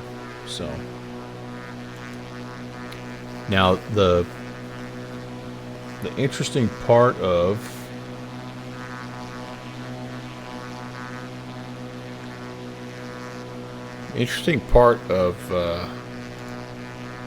this international airport is you can't actually fly directly international out of Natrona County, but it does have a customs area, and so it's nice because you can fly.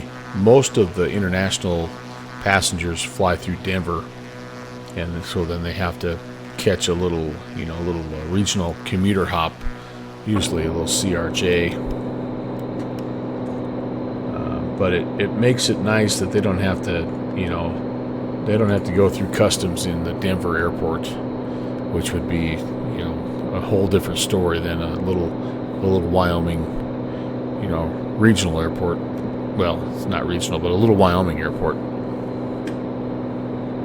But yeah, we're actually hit two of the top 3 busiest airports today if we make it all the way to where we're going here. The Yellowstone Regional, which is our second to last stop, is the 3rd busiest.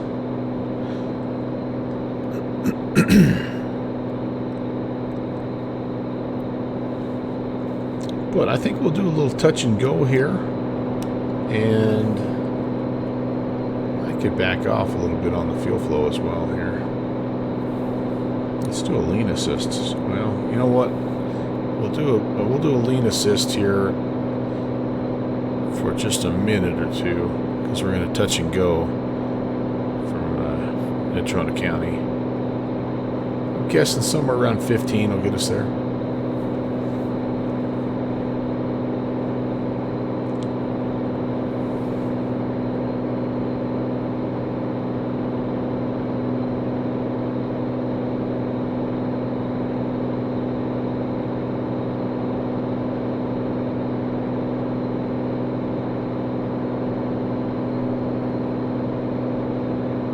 Oh boy, we're getting nice. Yeah, all right.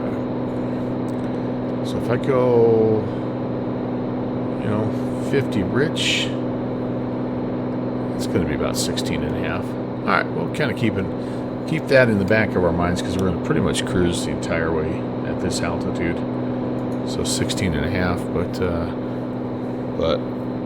let's see if we can pick up Natrona County International. I think we can do like a little straight in. Yeah, runway 26. What is it here? runway 26, yeah. What's our CTAF here? We're going to be on 18.3.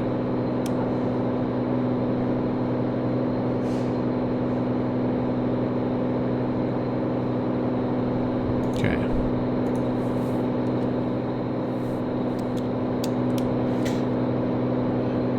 Toronto County traffic, Cirrus 11816 is 10 miles east of the field. We're going to be inbound touch and go 26 to Toronto County. So this is, I posted a few pictures a while back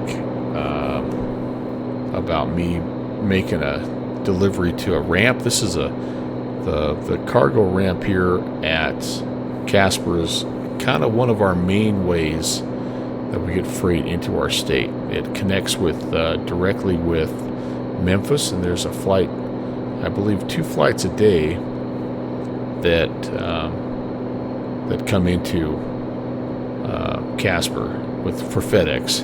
And hey Oz, what's going on? Happy Tuesday. So this is kind of a fun ramp to visit because it's like pretty busy for Wyoming standards, but not super busy. Like it's no Memphis, obviously. But it's kind of cool to see a 757 come in, or every now and again you'll get an A300. And Matt, you back? All right, cool, man. Welcome back. And that's nice because you don't see those kinds of aircraft in Wyoming all that often.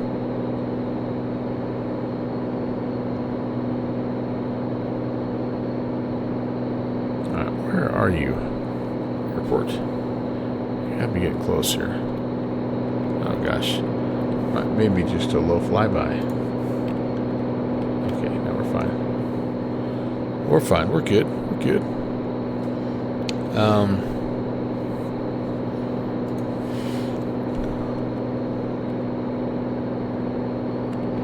So yeah, Casper, I think, is the largest town in Wyoming, or second largest. Cheyenne might be a little bit bigger, but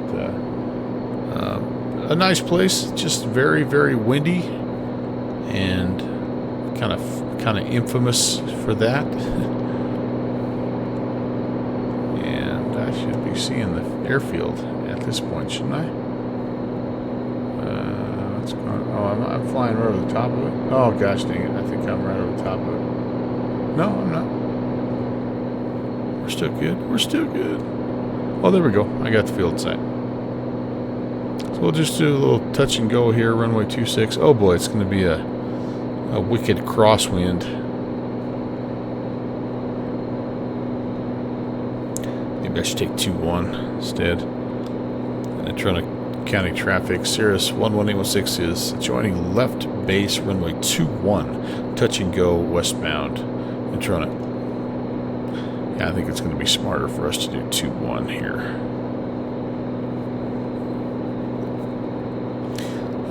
But the other thing that they have out of here, which was surprising to me, is they have lots of 208s, lots of caravans. So I bet there's probably 6 or 8 little FedEx, feeder planes at any one time sitting there getting loaded up, coming here and there. And that's kind of a main way that we get our freight, our FedEx freight around. If you do a little search for KCPR and you notice those 208s, that's what those guys are. And I think they go by a different call sign. They're not FedEx. They're like Mountain Home or something like that. But yeah, they go all over. They go down to Boise. They go, all these little towns in the, Colorado area. And at Toronto County traffic, Cirrus 816 is turning final 2-1, touch and go westbound at Toronto. Oh, I'm way too high. Way too high. Might just be a low pass.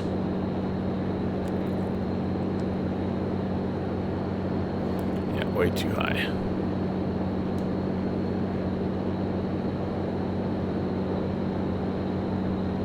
Touch and go, low pass, it won't matter to us right now. Nobody's here, no ATC.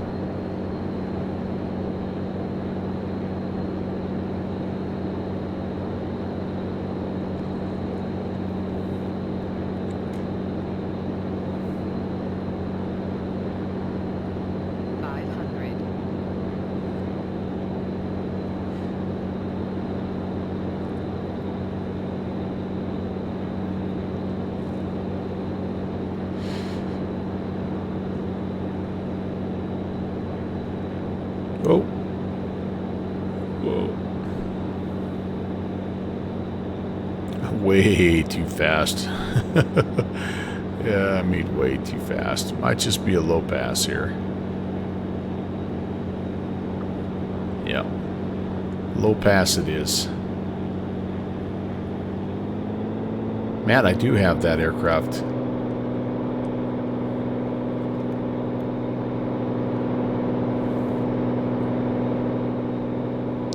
So yeah, that's a, like I say, a major hub for the FedEx guys, and we run our freight up there, and that's how we get our freight kind of outbound to other parts of the world. Really, we had some international freight the other day. Natrona County traffic, Cirrus 816 is on the go and turning right, westbound departure. It is good, isn't it? Yeah, it is good. Okay, so back on the road here, departing to the west. We're going to pick up Highway 26, and I'm just going to take you. Actually, let me take you here first before we go too much farther. So Casper is one of those areas that is worth coming to visit. They've got a great downtown. They've got all kinds of stuff, concerts and things that they have a big event center. It's one of our top concert destinations, monster trucks and all that good stuff. But the other thing about Casper that it's really well known for is its fishing. So I know we had a lot of fishermen in the chat last time, and I was going to show you a spot that is pretty famous. It's called the Miracle Mile. And there's actually a little bush strip down here that at some point in time I want to model. They also have you can come ski here. This is one of the other skiing areas of Wyoming.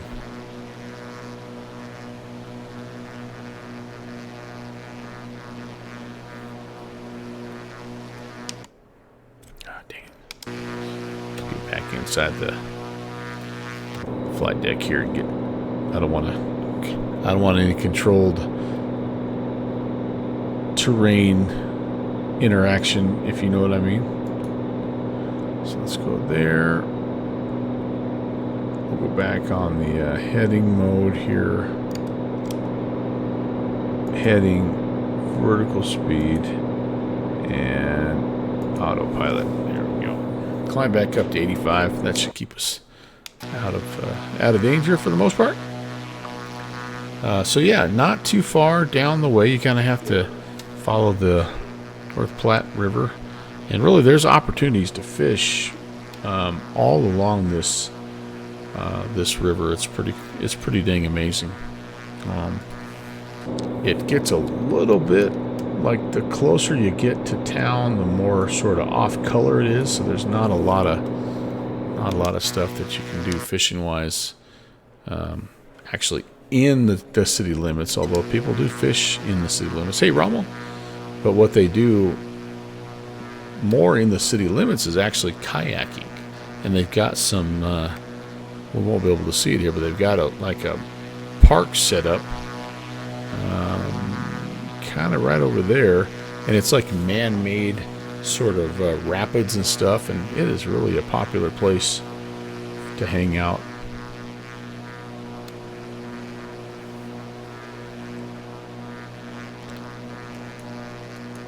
Yeah, we're coming up. This is Bessemer Bend. This is again some of the better known sort of fishing areas, and of course there's also just tons of oil and gas, you know, wells all over the place. This is a very mineral rich area, like we talked about. You're considering the airfoil King Air but unsure. Well, if you are looking for a twin turbine, it's very, very good. If you're just looking for a good twin, I would also let you, or suggest you check out the Captain Iceman Sim Seneca, which is really good as well. The Seneca's is much more like it's just newer. But the King Air, that Airfoil Labs, it stands up to the test of time, man. It's pretty cool. I like it a lot. Can't quite see the ski area. I think it's up in this bowl here. But yeah, we're coming up on a couple of little reservoirs here, Alcova and Pathfinder, and the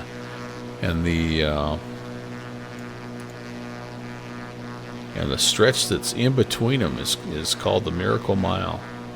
It's a world famous fly fishing destination.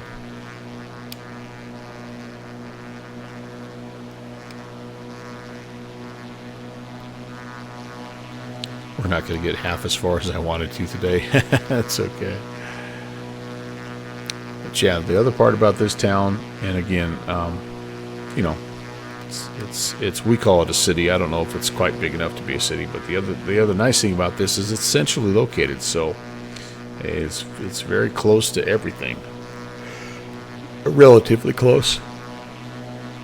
You know, it's about 4 hours to Denver, 4 hours to Billings, 6 hours to Salt Lake City,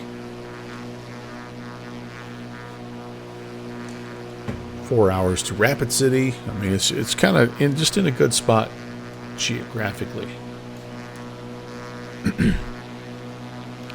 All right, so coming up here on Alcova.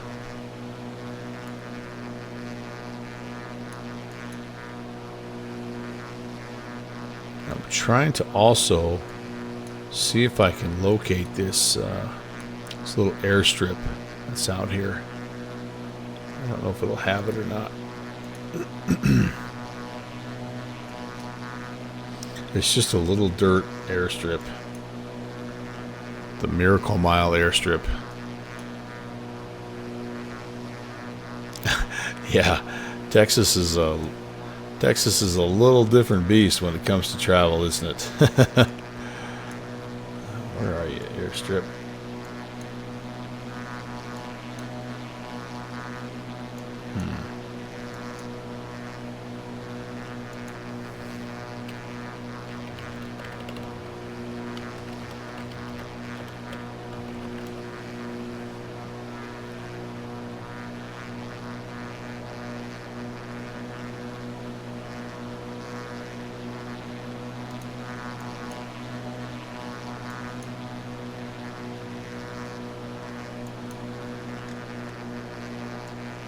Where the heck are you?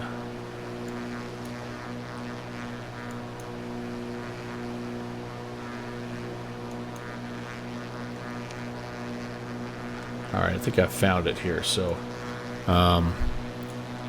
keep this little spot in mind. We're not going to worry about landing there, but so Kev, what's up? Yeah, I'm just trying to keep my mug out of the way here so you guys can see the tour that we're doing here.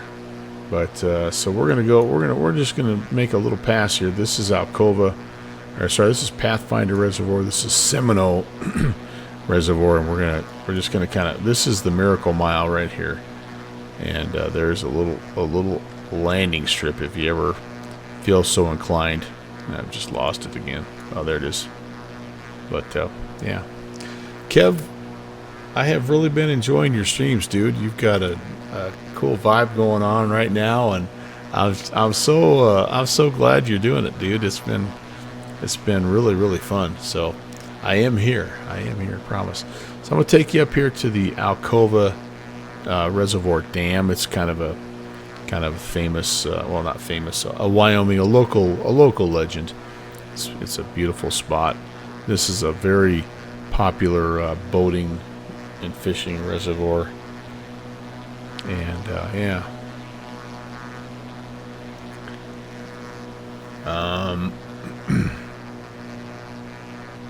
Yeah, Jeffrey, you're kind of like me. You got too many planes that you like, and it's just only so many, only so many hours in the day, hours in the week. And if you're like me, I only tend to do 2 flights a stream, so it's tough, man. It's tough.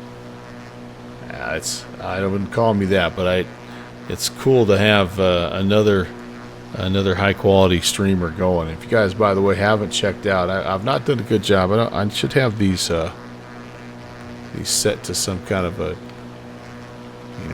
automatic thing. But we've had a lot of good streamers in here today. But Kev's a little bit newer, not super new, but a little bit newer to me anyway. And I just have been really impressed with. Like, it's a really high production quality stream, dude, and you're entertaining as well, and so the combo is working, man. Keep it up. I like what I see, and it's nice to have another option that's out there. Yeah, it's always good. It's amazing how much time I spend watching flight sim as I'm just kind of unwinding. Usually my day is spent. So this is the bottom dam, and it's got a nice. This really isn't doing it justice, but it's got a nice little spillway, and anyway, it's a cool spot. Got taken over for it. This actually looks pretty good up through here. We'll go up this little canyon here and check it out, but yeah, usually my night involves coming home, dragging my butt home after work, and grabbing a bite to eat, hanging out, catching up with the wife, with my mom and everything, and almost always we'll pop an episode of something, whatever we're watching, and it's just a good way to kind of chill. But she goes to bed pretty early, and I tend to stay up a little later. So once she goes to bed, I come downstairs. Cody loves being down here. I've talked about this many times. He loves the coolness of the basement. He likes to lay his little belly on the floor and cool off, and I think he feels like the entire basement is his domain. And so we got to come downstairs for a little bit. That's his unwinding time as well, because he has a super busy day too. But anyway, it's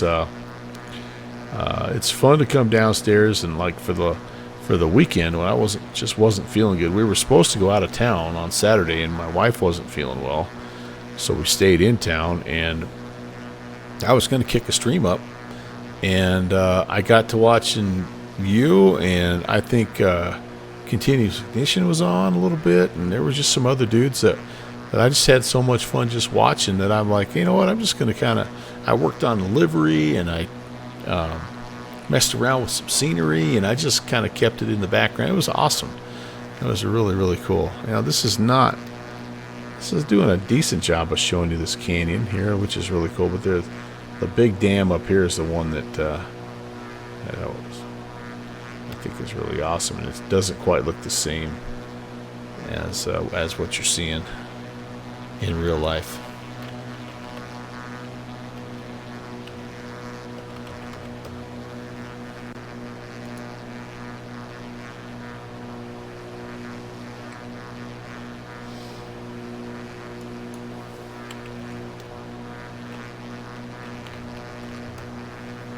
Yeah, if we were to go a little further, which we're probably not going to go down that far. This next lake is Pathfinder, and it has also a very cool canyon with spillways, and that's another neat little spot to take a drive and have a picnic lunch and all that good stuff. All right, we best get back on track though. We've wandered, which is what does happen to me. If you ever come visit me, just expect that we'll probably take a couple of back roads, because I'll be like, oh yeah, let me show you. I forgot about there's this one more thing. It's right over here, just a couple of miles this way. Tex, that's freaking a good question. I had committed for a while to doing one like every other Thursday. Oh, and speaking of, it is actually this Thursday. I have a new scenery we're going to start working on from Hot Springs, South Dakota.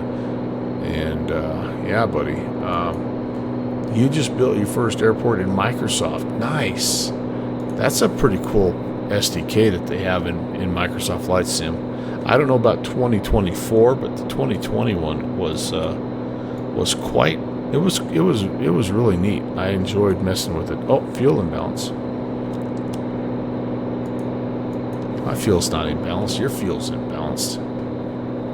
Arch is coming to town, so all right. Well, there you go. You need a 0 to hero. Well, what part of dev, Rommel? Because I can't really do much, but I can make a scenery and I can make a livery. If you need anything under the hood of an aircraft, Jeffrey B is your guy. Jeffrey is the guru, man. Or Downwind Sim, the mad scientist. But yeah, I'm gonna.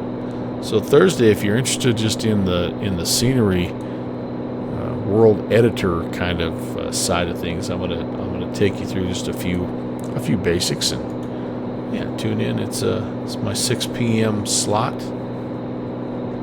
So I've really been wrestling with my schedule, you guys, as I've lamented probably too many times. But it's work is getting busy, and apparently summer is a busy time for the FedEx world. And so all these these Thursday streams that I have planned, like, they look good on paper, but when I come home and I'm just dead to the world on Thursday, it's kind of tough to do anything. So I'm trying to figure out if, like, maybe it would be better to do something like late Monday night, because I have Tuesday off, and then I can do like a Tuesday afternoon stream like I'm doing right now. That'd give me a couple of early in the week streams, and then maybe Friday's date night, so it's like tough to do anything Friday, but then maybe Saturday could be, I don't know. I'm just really wrestling with, I'd love to have like a steady Tuesday, Thursday, Saturday, but it just hasn't worked out that way. Kev, when I'm making my liveries, do I edit or make them from scratch? I've done both. And yeah, I've done both.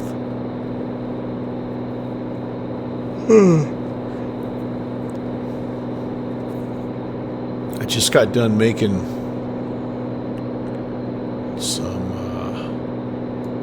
liveries for the Conti flight service.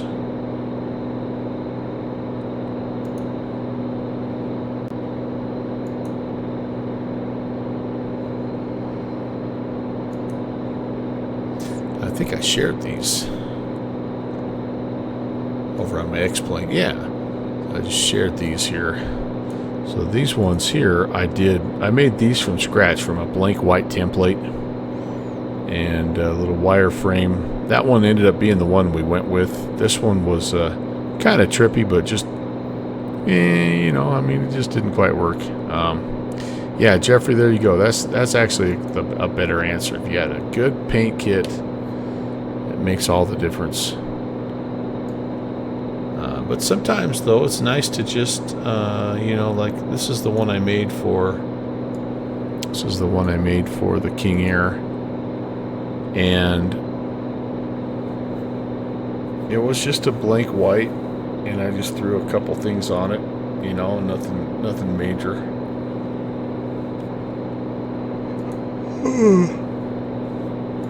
Excuse me, guys. This one was one that I completely just, it was already made, and I changed some colors, but I love the kind of the silver, black and silver combo, so I just added a few things, you know. It's really not super difficult to do. I need to learn, I need to pick somebody's brain who does liveries in Microsoft Flight Sim, because that's a different beast right there. It's a really different beast, but I think it'd be cool. I've got some aircraft I'd like to mod myself. All right, so where are we here? We're coming up on the Rattlesnake Mountains, and this is actually this is called the Gas Hills area, and this is most people don't realize, but Wyoming is one of the exports that Wyoming is #1 in the U.S. is uranium, and this is a high producing uranium, or was the Gas Hills mine site has been closed down for years, but this from kind of the base of these mountains to the next mountain range is a very uranium rich part of the world, and there was a big boom back in the 80s, and then they mined out all the high grade uranium, and so then there was a bust, and now it's starting to pick back up again because there's still lots of uranium out there.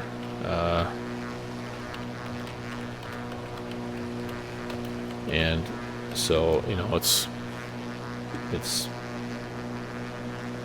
see if I can find the article here.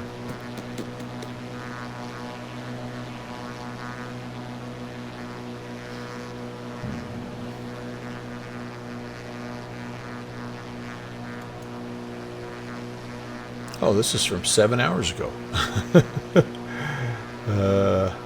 Oh, it's a podcast, but yeah,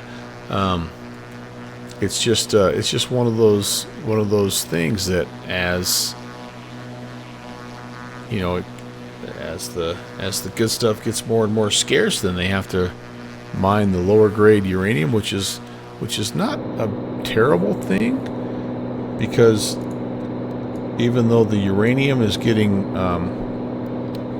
you know, like it's not as pure as it used to be, the methods of refining it and using it are vastly better than they were 50 years ago. So it's kind of a wash. So the only problem with the way they're mining uranium now, though, is that the tools that they use to get the stuff out of the ground don't require such a large workforce. So whereas like it was a legit boom, like there's a town called Jeffrey City that will fly by, actually no, I don't think we'll fly by it. It's just to the south of where we are right now. That it was like 3,000 people, and most of them were there for mining, and when the mining crashed, it just became a ghost town, and there's like 6 people that live there now. So, yep, that's exactly what I do, Kev. Is I take the DDS if I like what I see there, and I make the changes, and I think 100% you could make your own objects. In fact, I know that you can, because Downwind Sim has put some various Easter eggs in different aircraft. Like he put a can of Red Bull in one of Slant Alpha's glove boxes, and yeah, well, this right here, you could probably make your custom object here, and instead of a cow, you can have a bobblehead of Jeffrey B in his disco hat. But I'm not good enough with Blender just yet. I'm still learning that process, so that's still kind of out there. But yes, I think you could do all of that stuff, for sure, for sure. Now we're getting our butt kicked up here. 20 knot. I didn't realize it was that windy out here, but maybe it is.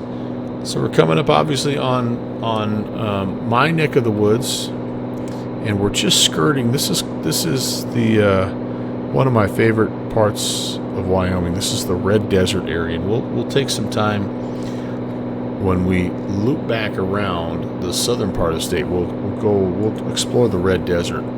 The Red Desert is another one of those hidden gems that if all you ever do is go to Yellowstone, you'll miss it, and it's just a phenomenal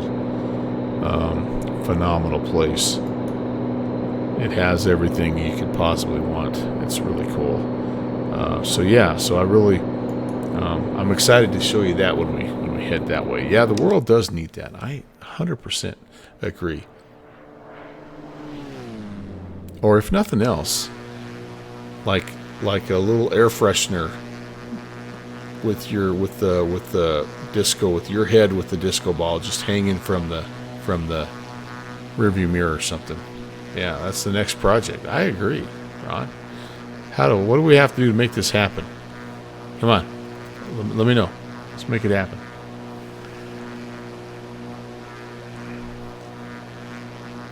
But yeah, we'll do a little touch and go, and then head north. And I think we have time to make it at least up to Cody. I want to fly through the Wind River Canyon, which again is another little spot.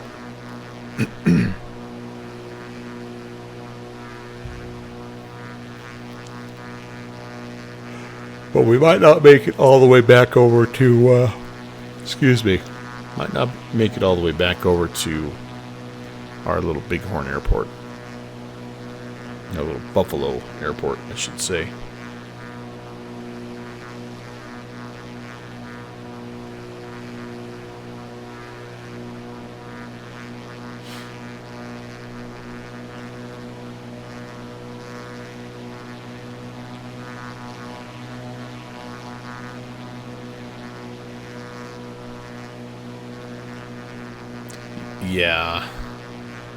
Yeah, Jeffrey, and that's again an aspect of the whole process that I don't understand fully. So I completely take advantage of paint kits or wireframes or all that stuff, because I don't know a lot of. I still don't really know a lot about like what the ambient occlusion layer does, what the LIT layer does, like all those things. I know it has a lot to do with transparency and the reflective properties and the it has that overall effect on things. But I pretty much whatever's in the aircraft is sort of what I get when I do my liveries. So if they've done a good job of that's why that Phenom looks so cool. It's not because I've done anything with this. It had those layers already set up, those properties already set up, and all I had to do was toss a couple stripes on there, and it looks like it's it looks like it's meant to be.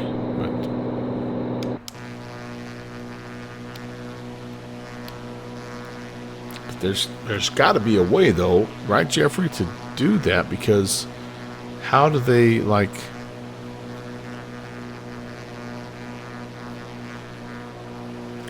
emitting effects? Yeah, and like right now, everything I make in Blender, Kev, it looks like it's polished marble, and I don't know why that is. I'm trying to figure that out. So the fence post, it looks like wood, but it also looks like polished marble. And so everything I make, so I got to figure out that.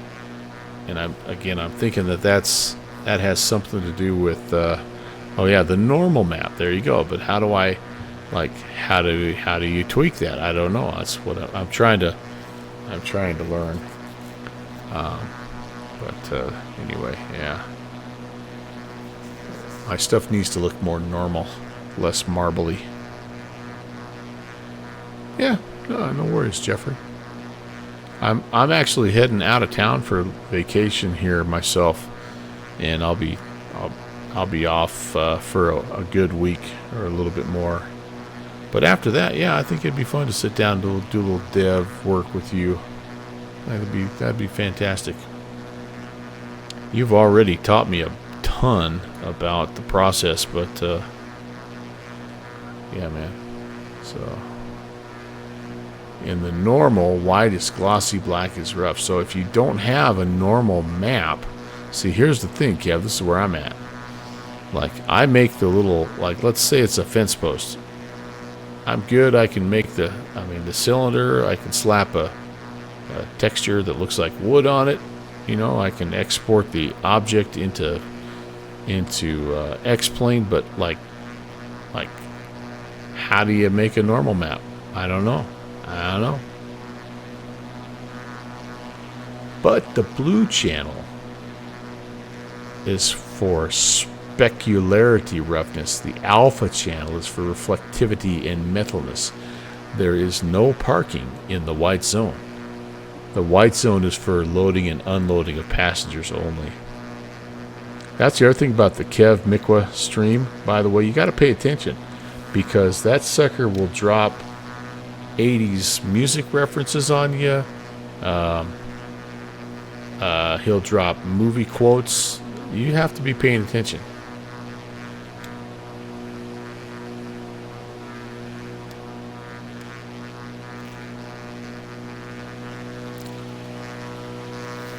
So, Wyoming, by the way, is classified as a high desert. We get less than 8 inches of precipitation per year for the most part, the non-mountainous areas. So that's again why you don't see a lot of trees. You see a lot of these wash areas, you know, because when the water does get there, it flows right on through. And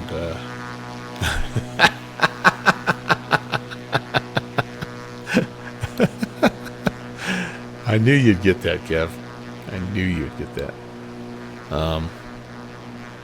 Anyway, so yeah, it's cool from the air. Some people that aren't from here have one of two reactions. They look at it and say there is nothing here, and it freaks me out.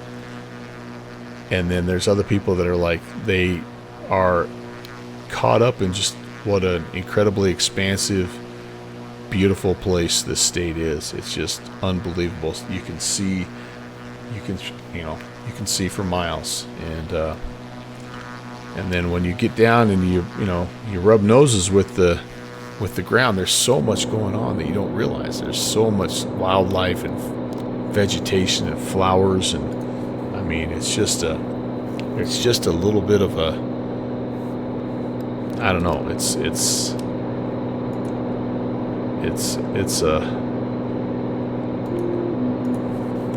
a lady that just gives up her secrets a little bit at a time, and you have to go explore, and you just have to. I don't know. It's and so much of it is accessible. I guess that's the other thing. If you go to Colorado, you go to Montana, you're going to see a lot of the same stuff, but it's so privately owned and it's difficult to access, and with Wyoming there's so much public land. Everything we've flown over right now, if you wanted to take your RV, your side by side, your motorcycle, whatever, and go driving, you could drive hundreds and hundreds of miles of trail. And there's original Oregon Trail, Bozeman Trail, Pony Express. You can travel right along those ruts and see the same things that they saw. There's grave sites along the way, people that didn't make it and all that stuff. It's just something.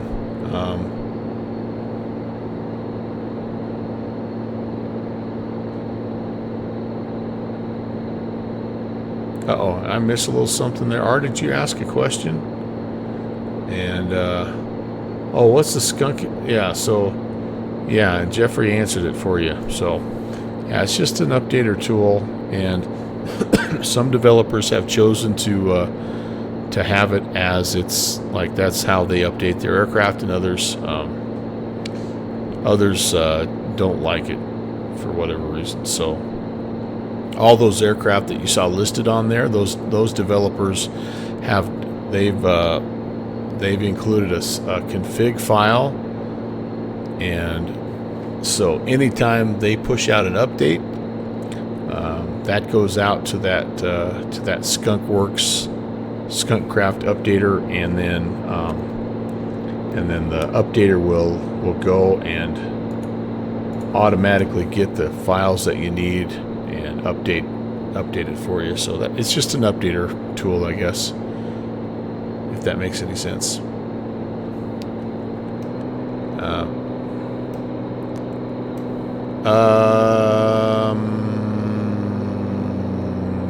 I don't think Airfoil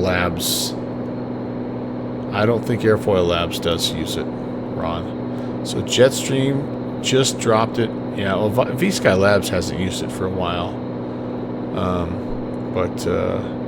Yeah, and I don't know why. I guess they maybe just don't feel like it's worth the effort. I don't really know the ins and outs of why they're not.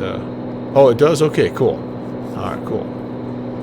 It's handy. It really is. It's a pain in the butt. I think the Jetstream updater tool is atrocious, hard to use, hard to set up.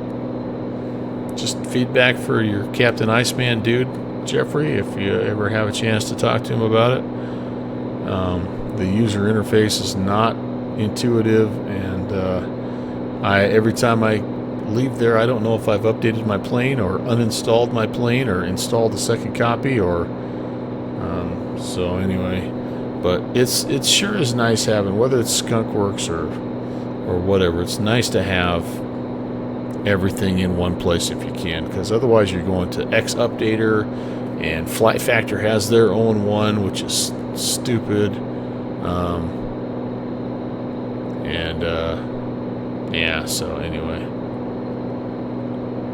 Jetstream found a clone of their Skunkworks archive on a hacker site, and a few files that injected websites. Yeah, I think security, that's what I'm hearing. Is security is the main issue, right? And I get that too, man. I get that too. So Skunkworks, man, fix your stuff, dude. Let's go. But it's hard to get mad at the Skunkworks guys, because they're doing everything and providing it for free. So yeah, me too, Rommel. It's a pain.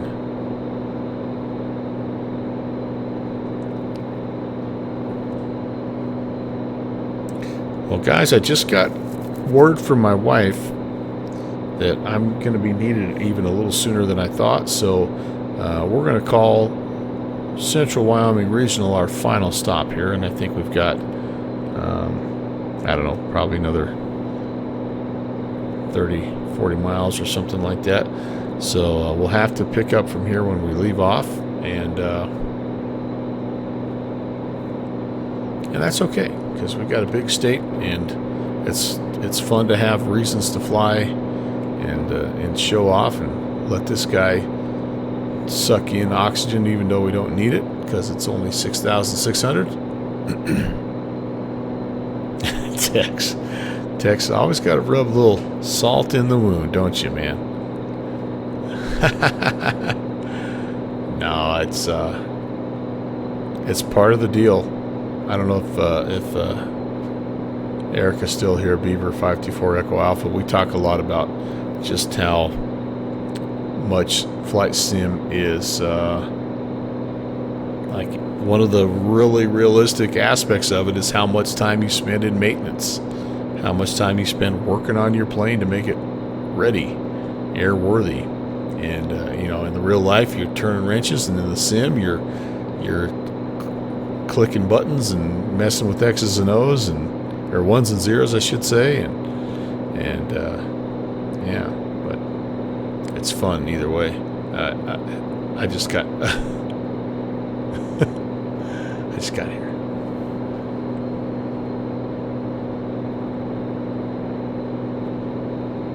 All right, so let's see. What can I tell you about this? So this is in the heart of the largest Indian reservation in the state of Wyoming, the Wind River Indian Reservation. This is the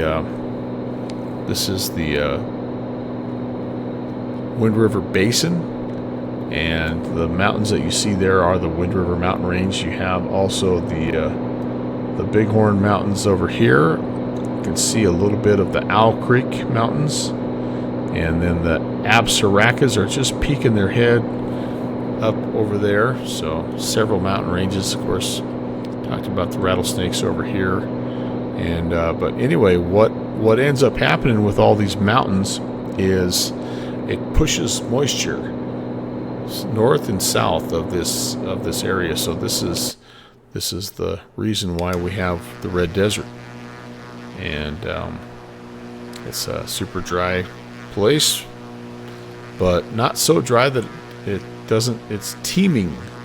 It's teeming with wildlife, and there's a huge wild horse population out here. There's a huge elk population. It's one of the most popular elk tags to draw, and people come from all over the place to hunt red desert elk. Massive elk, deer and antelope, and all the hunting opportunities you could ever want. Yeah, we're gonna have fun exploring this, man. I spent a lot of time camping, hunting, fishing, four-wheeling up this red desert area, man. There's just so many opportunities. Photography, I've taken so many pictures up here. It's just a great place, really a neat place. And part of why people like it around here, one of the little secrets is, you know, when you go to Jackson Hole, or when you go to Yellowstone, what's everybody afraid of? If you camp out at Yellowstone, what's everybody afraid of?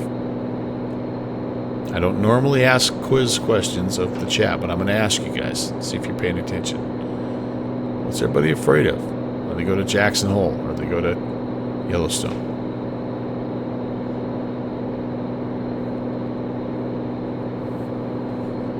That's right. They're worried they're going to meet Mr. Yogi. Absolutely. And guess what there's none of in the red desert? It's not bear habitat. Let's switch this back over to 1218. So it's a different type of hunt in that regard, you know. Artie's afraid Yellowstone is gonna is gonna explode. Yeah, some people are afraid of that. The cool thing about if Yellowstone does explode, I'll never know. I mean, I'm sure I'll hear the boom, but 5 seconds later, I'll be vaporized, so it's all good.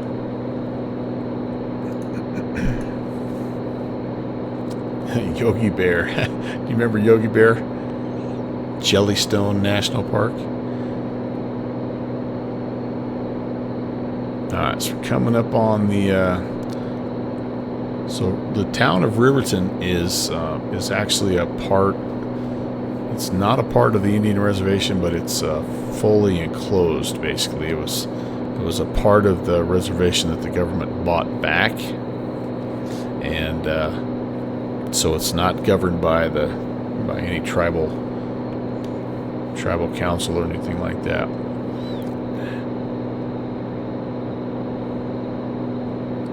Yep, just like no polar bears at the South Pole and no penguins at the North Pole.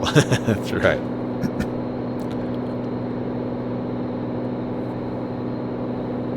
Now there are wolves, and because wolves are adaptable and they can survive anywhere, and they found out quickly that hey, there's less competition down here, and the elk tastes just as good down here. So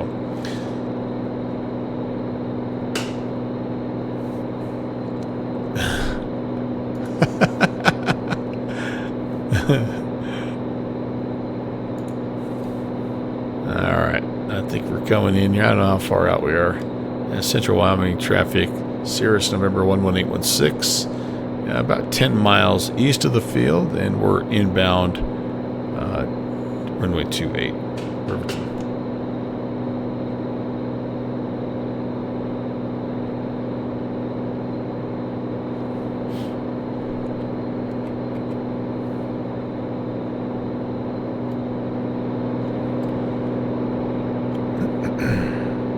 This is the Wind River, and when we come back and fly the next leg, we'll chase the Wind River all the way up to Boyson Reservoir and through the canyon up there, Wind River Canyon.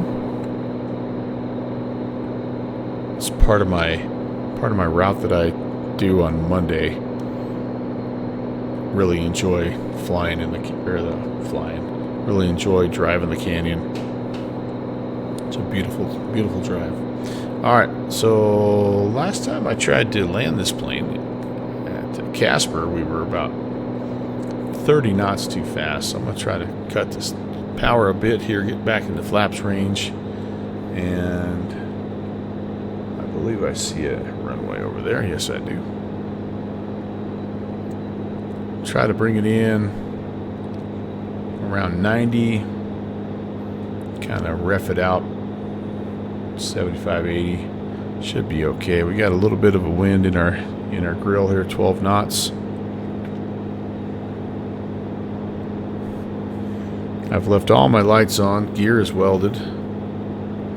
Fuel is more or less on the fullest tank. Okay, first notch of flaps coming out.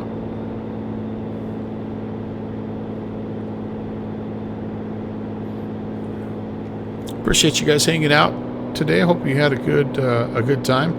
It was a lot of fun. Thanks for being flexible as we had to go to Plan B with our 747, but the MD11 is a nice backup option.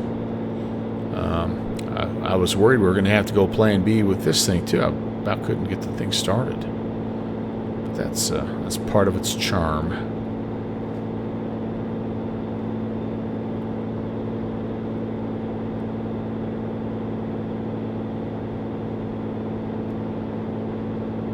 Okay, speed's coming down nicely. 2 red, 2 white. Stand up, sit down, fight, fight, fight.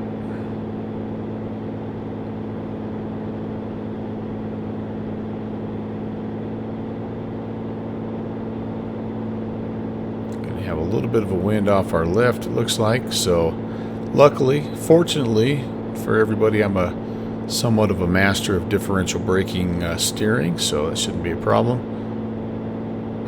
Kev, thanks, man. How I need it.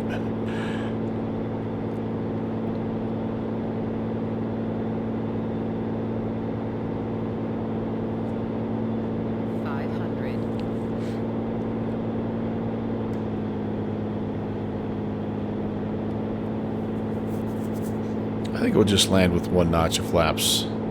Nice long runway. This crosswind is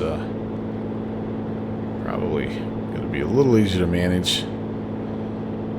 Kev, you had a rodeo the other day with a crosswind. Did a nice job getting her down.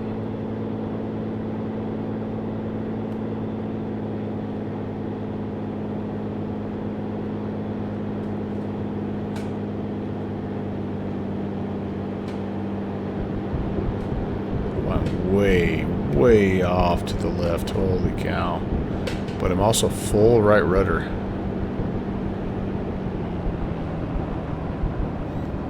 Man, see that windsock? Okay.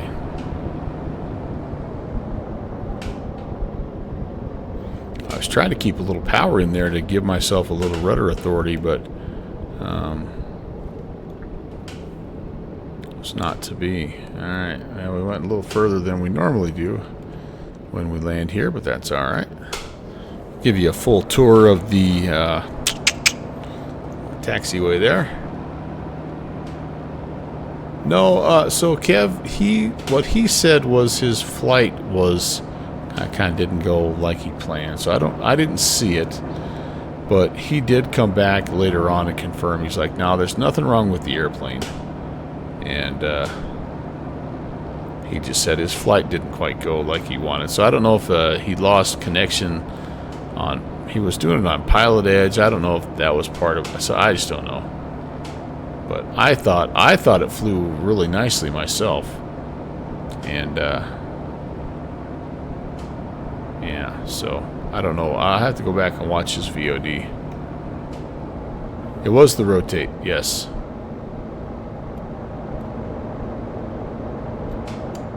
Hey, I made a custom FBO. I don't know if this is in the scenery download or not. I made a custom FBO.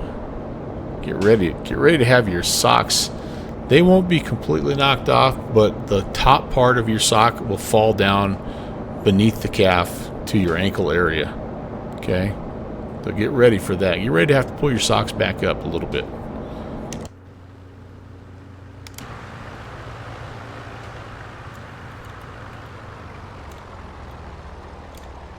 Got full right aileron in, trying to correct for the wind. And there we go. Yeah. I think I really enjoyed flying it today, Kev. I think it's in pretty good shape. Check it out, man. There it is. Classic Aviation. That's our FBO. And it looks exactly like that. Exactly. I'm going to show you how. I'm going to show you the detail of this FBO. I'm going to do another one on Thursday, Artie. Hope you can swing by. We don't get a lot of Cirruses that park here, but we do get the odd bizjet. Come on.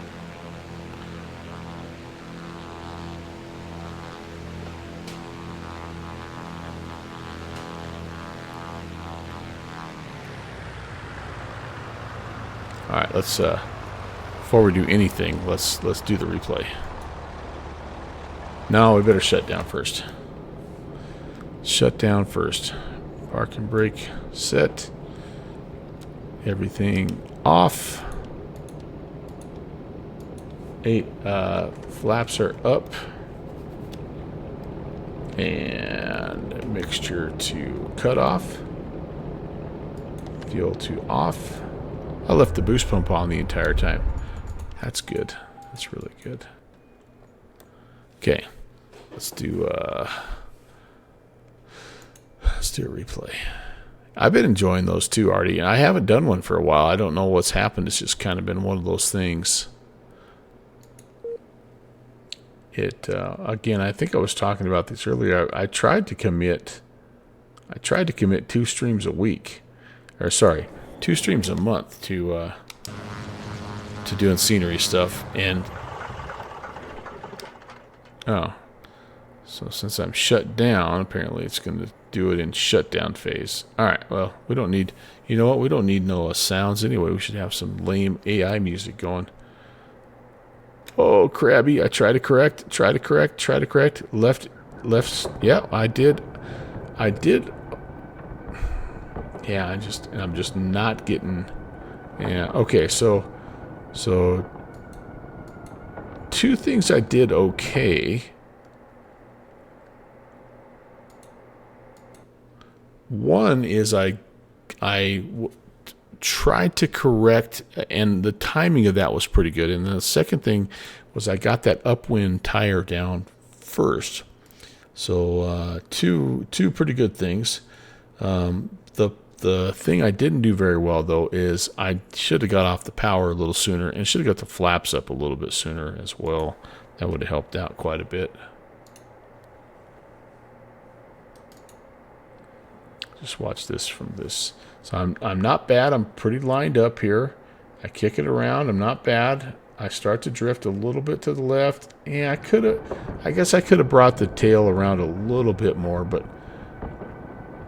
I left power in because I thought I'd have rudder authority, but it just ended up being not good. I could have probably aileroned into the wind a little bit as well, but it was all right. It was okay though, Kev.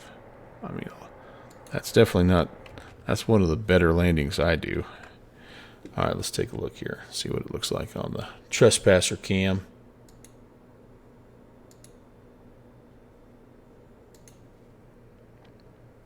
Trying to find some tunes for you here.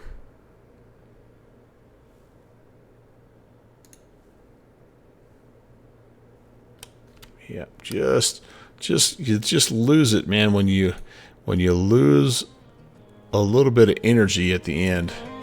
And then I'm taking a trip to Walmart or something. I have no idea what I'm doing there. No, Artie, this is the hello. Boy, I'm really taking a tour of the old runway. Thank goodness the good folks of Fremont County voted that one year the 1% sales tax to widen the runway. This is the torque sim. The torque sim. What in the name of? That's not. This is the. I have no idea where we're at. Sorry, guys. So let's.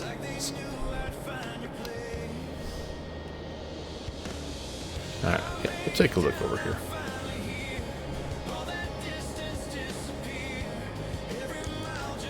Yeah, it is definitely a freaking art. No doubt about that.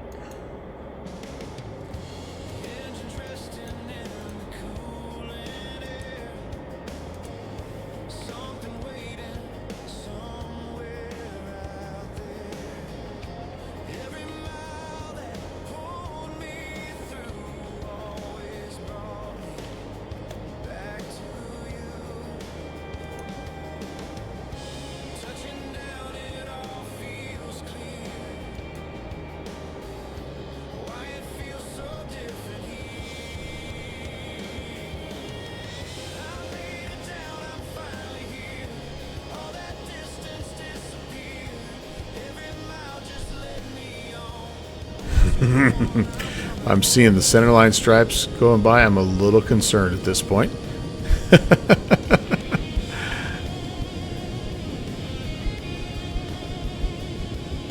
And then, as I'm seeing the right side of the runway come up, I'm a little concerned. Ah, what the heck.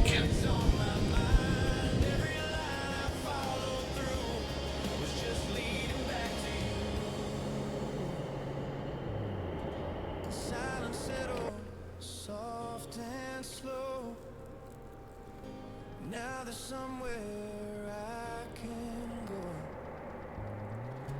Got where I was meant to be.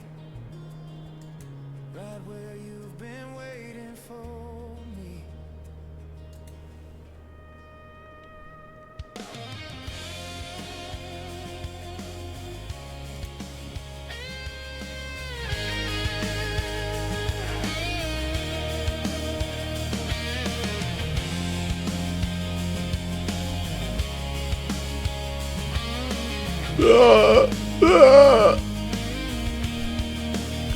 Yeehaw! That was a little rodeo.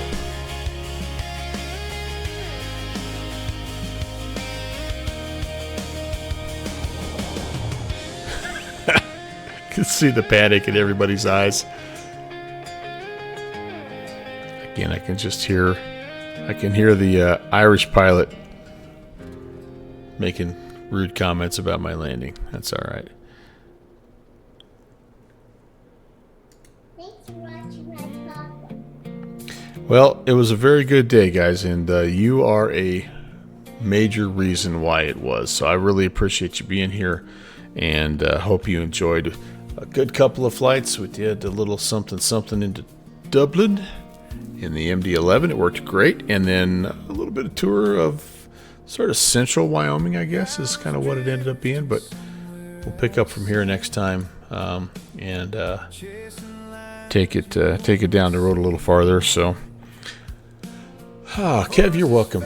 You're welcome, and thanks to everybody. I mean, it's the thank you time, right? Thanks for the great raid, Arch, Silix. Thank you very, very much. Appreciate you guys being here, and then all the cast of characters that are so special to me. Artie, thank you for being here. Tex, good chatting with you. Shusey, Iowa Scotsman, Jeffrey B, Rommel. Thank you guys. Thank you so much. I know Fixie was here a little bit as well. I'm kind of to the top of my chat here, but if I missed you, thanks for being here, and I hope you enjoyed the lesson in differential braking taxi, because I definitely gave you one right there. I'm back Thursday. We'll do a little scenery savers, and then I think I'm gonna try to do a flight also. There's a Space Coast challenge that I'm interested in trying to get knocked out from the ZNY guys. I'm going to queue up a raid for our friend Nate Wolf, and we're going to go say hey, Willie Mays Hayes, Nate Wolf, and that'll be it for me, guys. Have a fantastic remainder of your afternoon and evening, and we'll see you all on Thursday.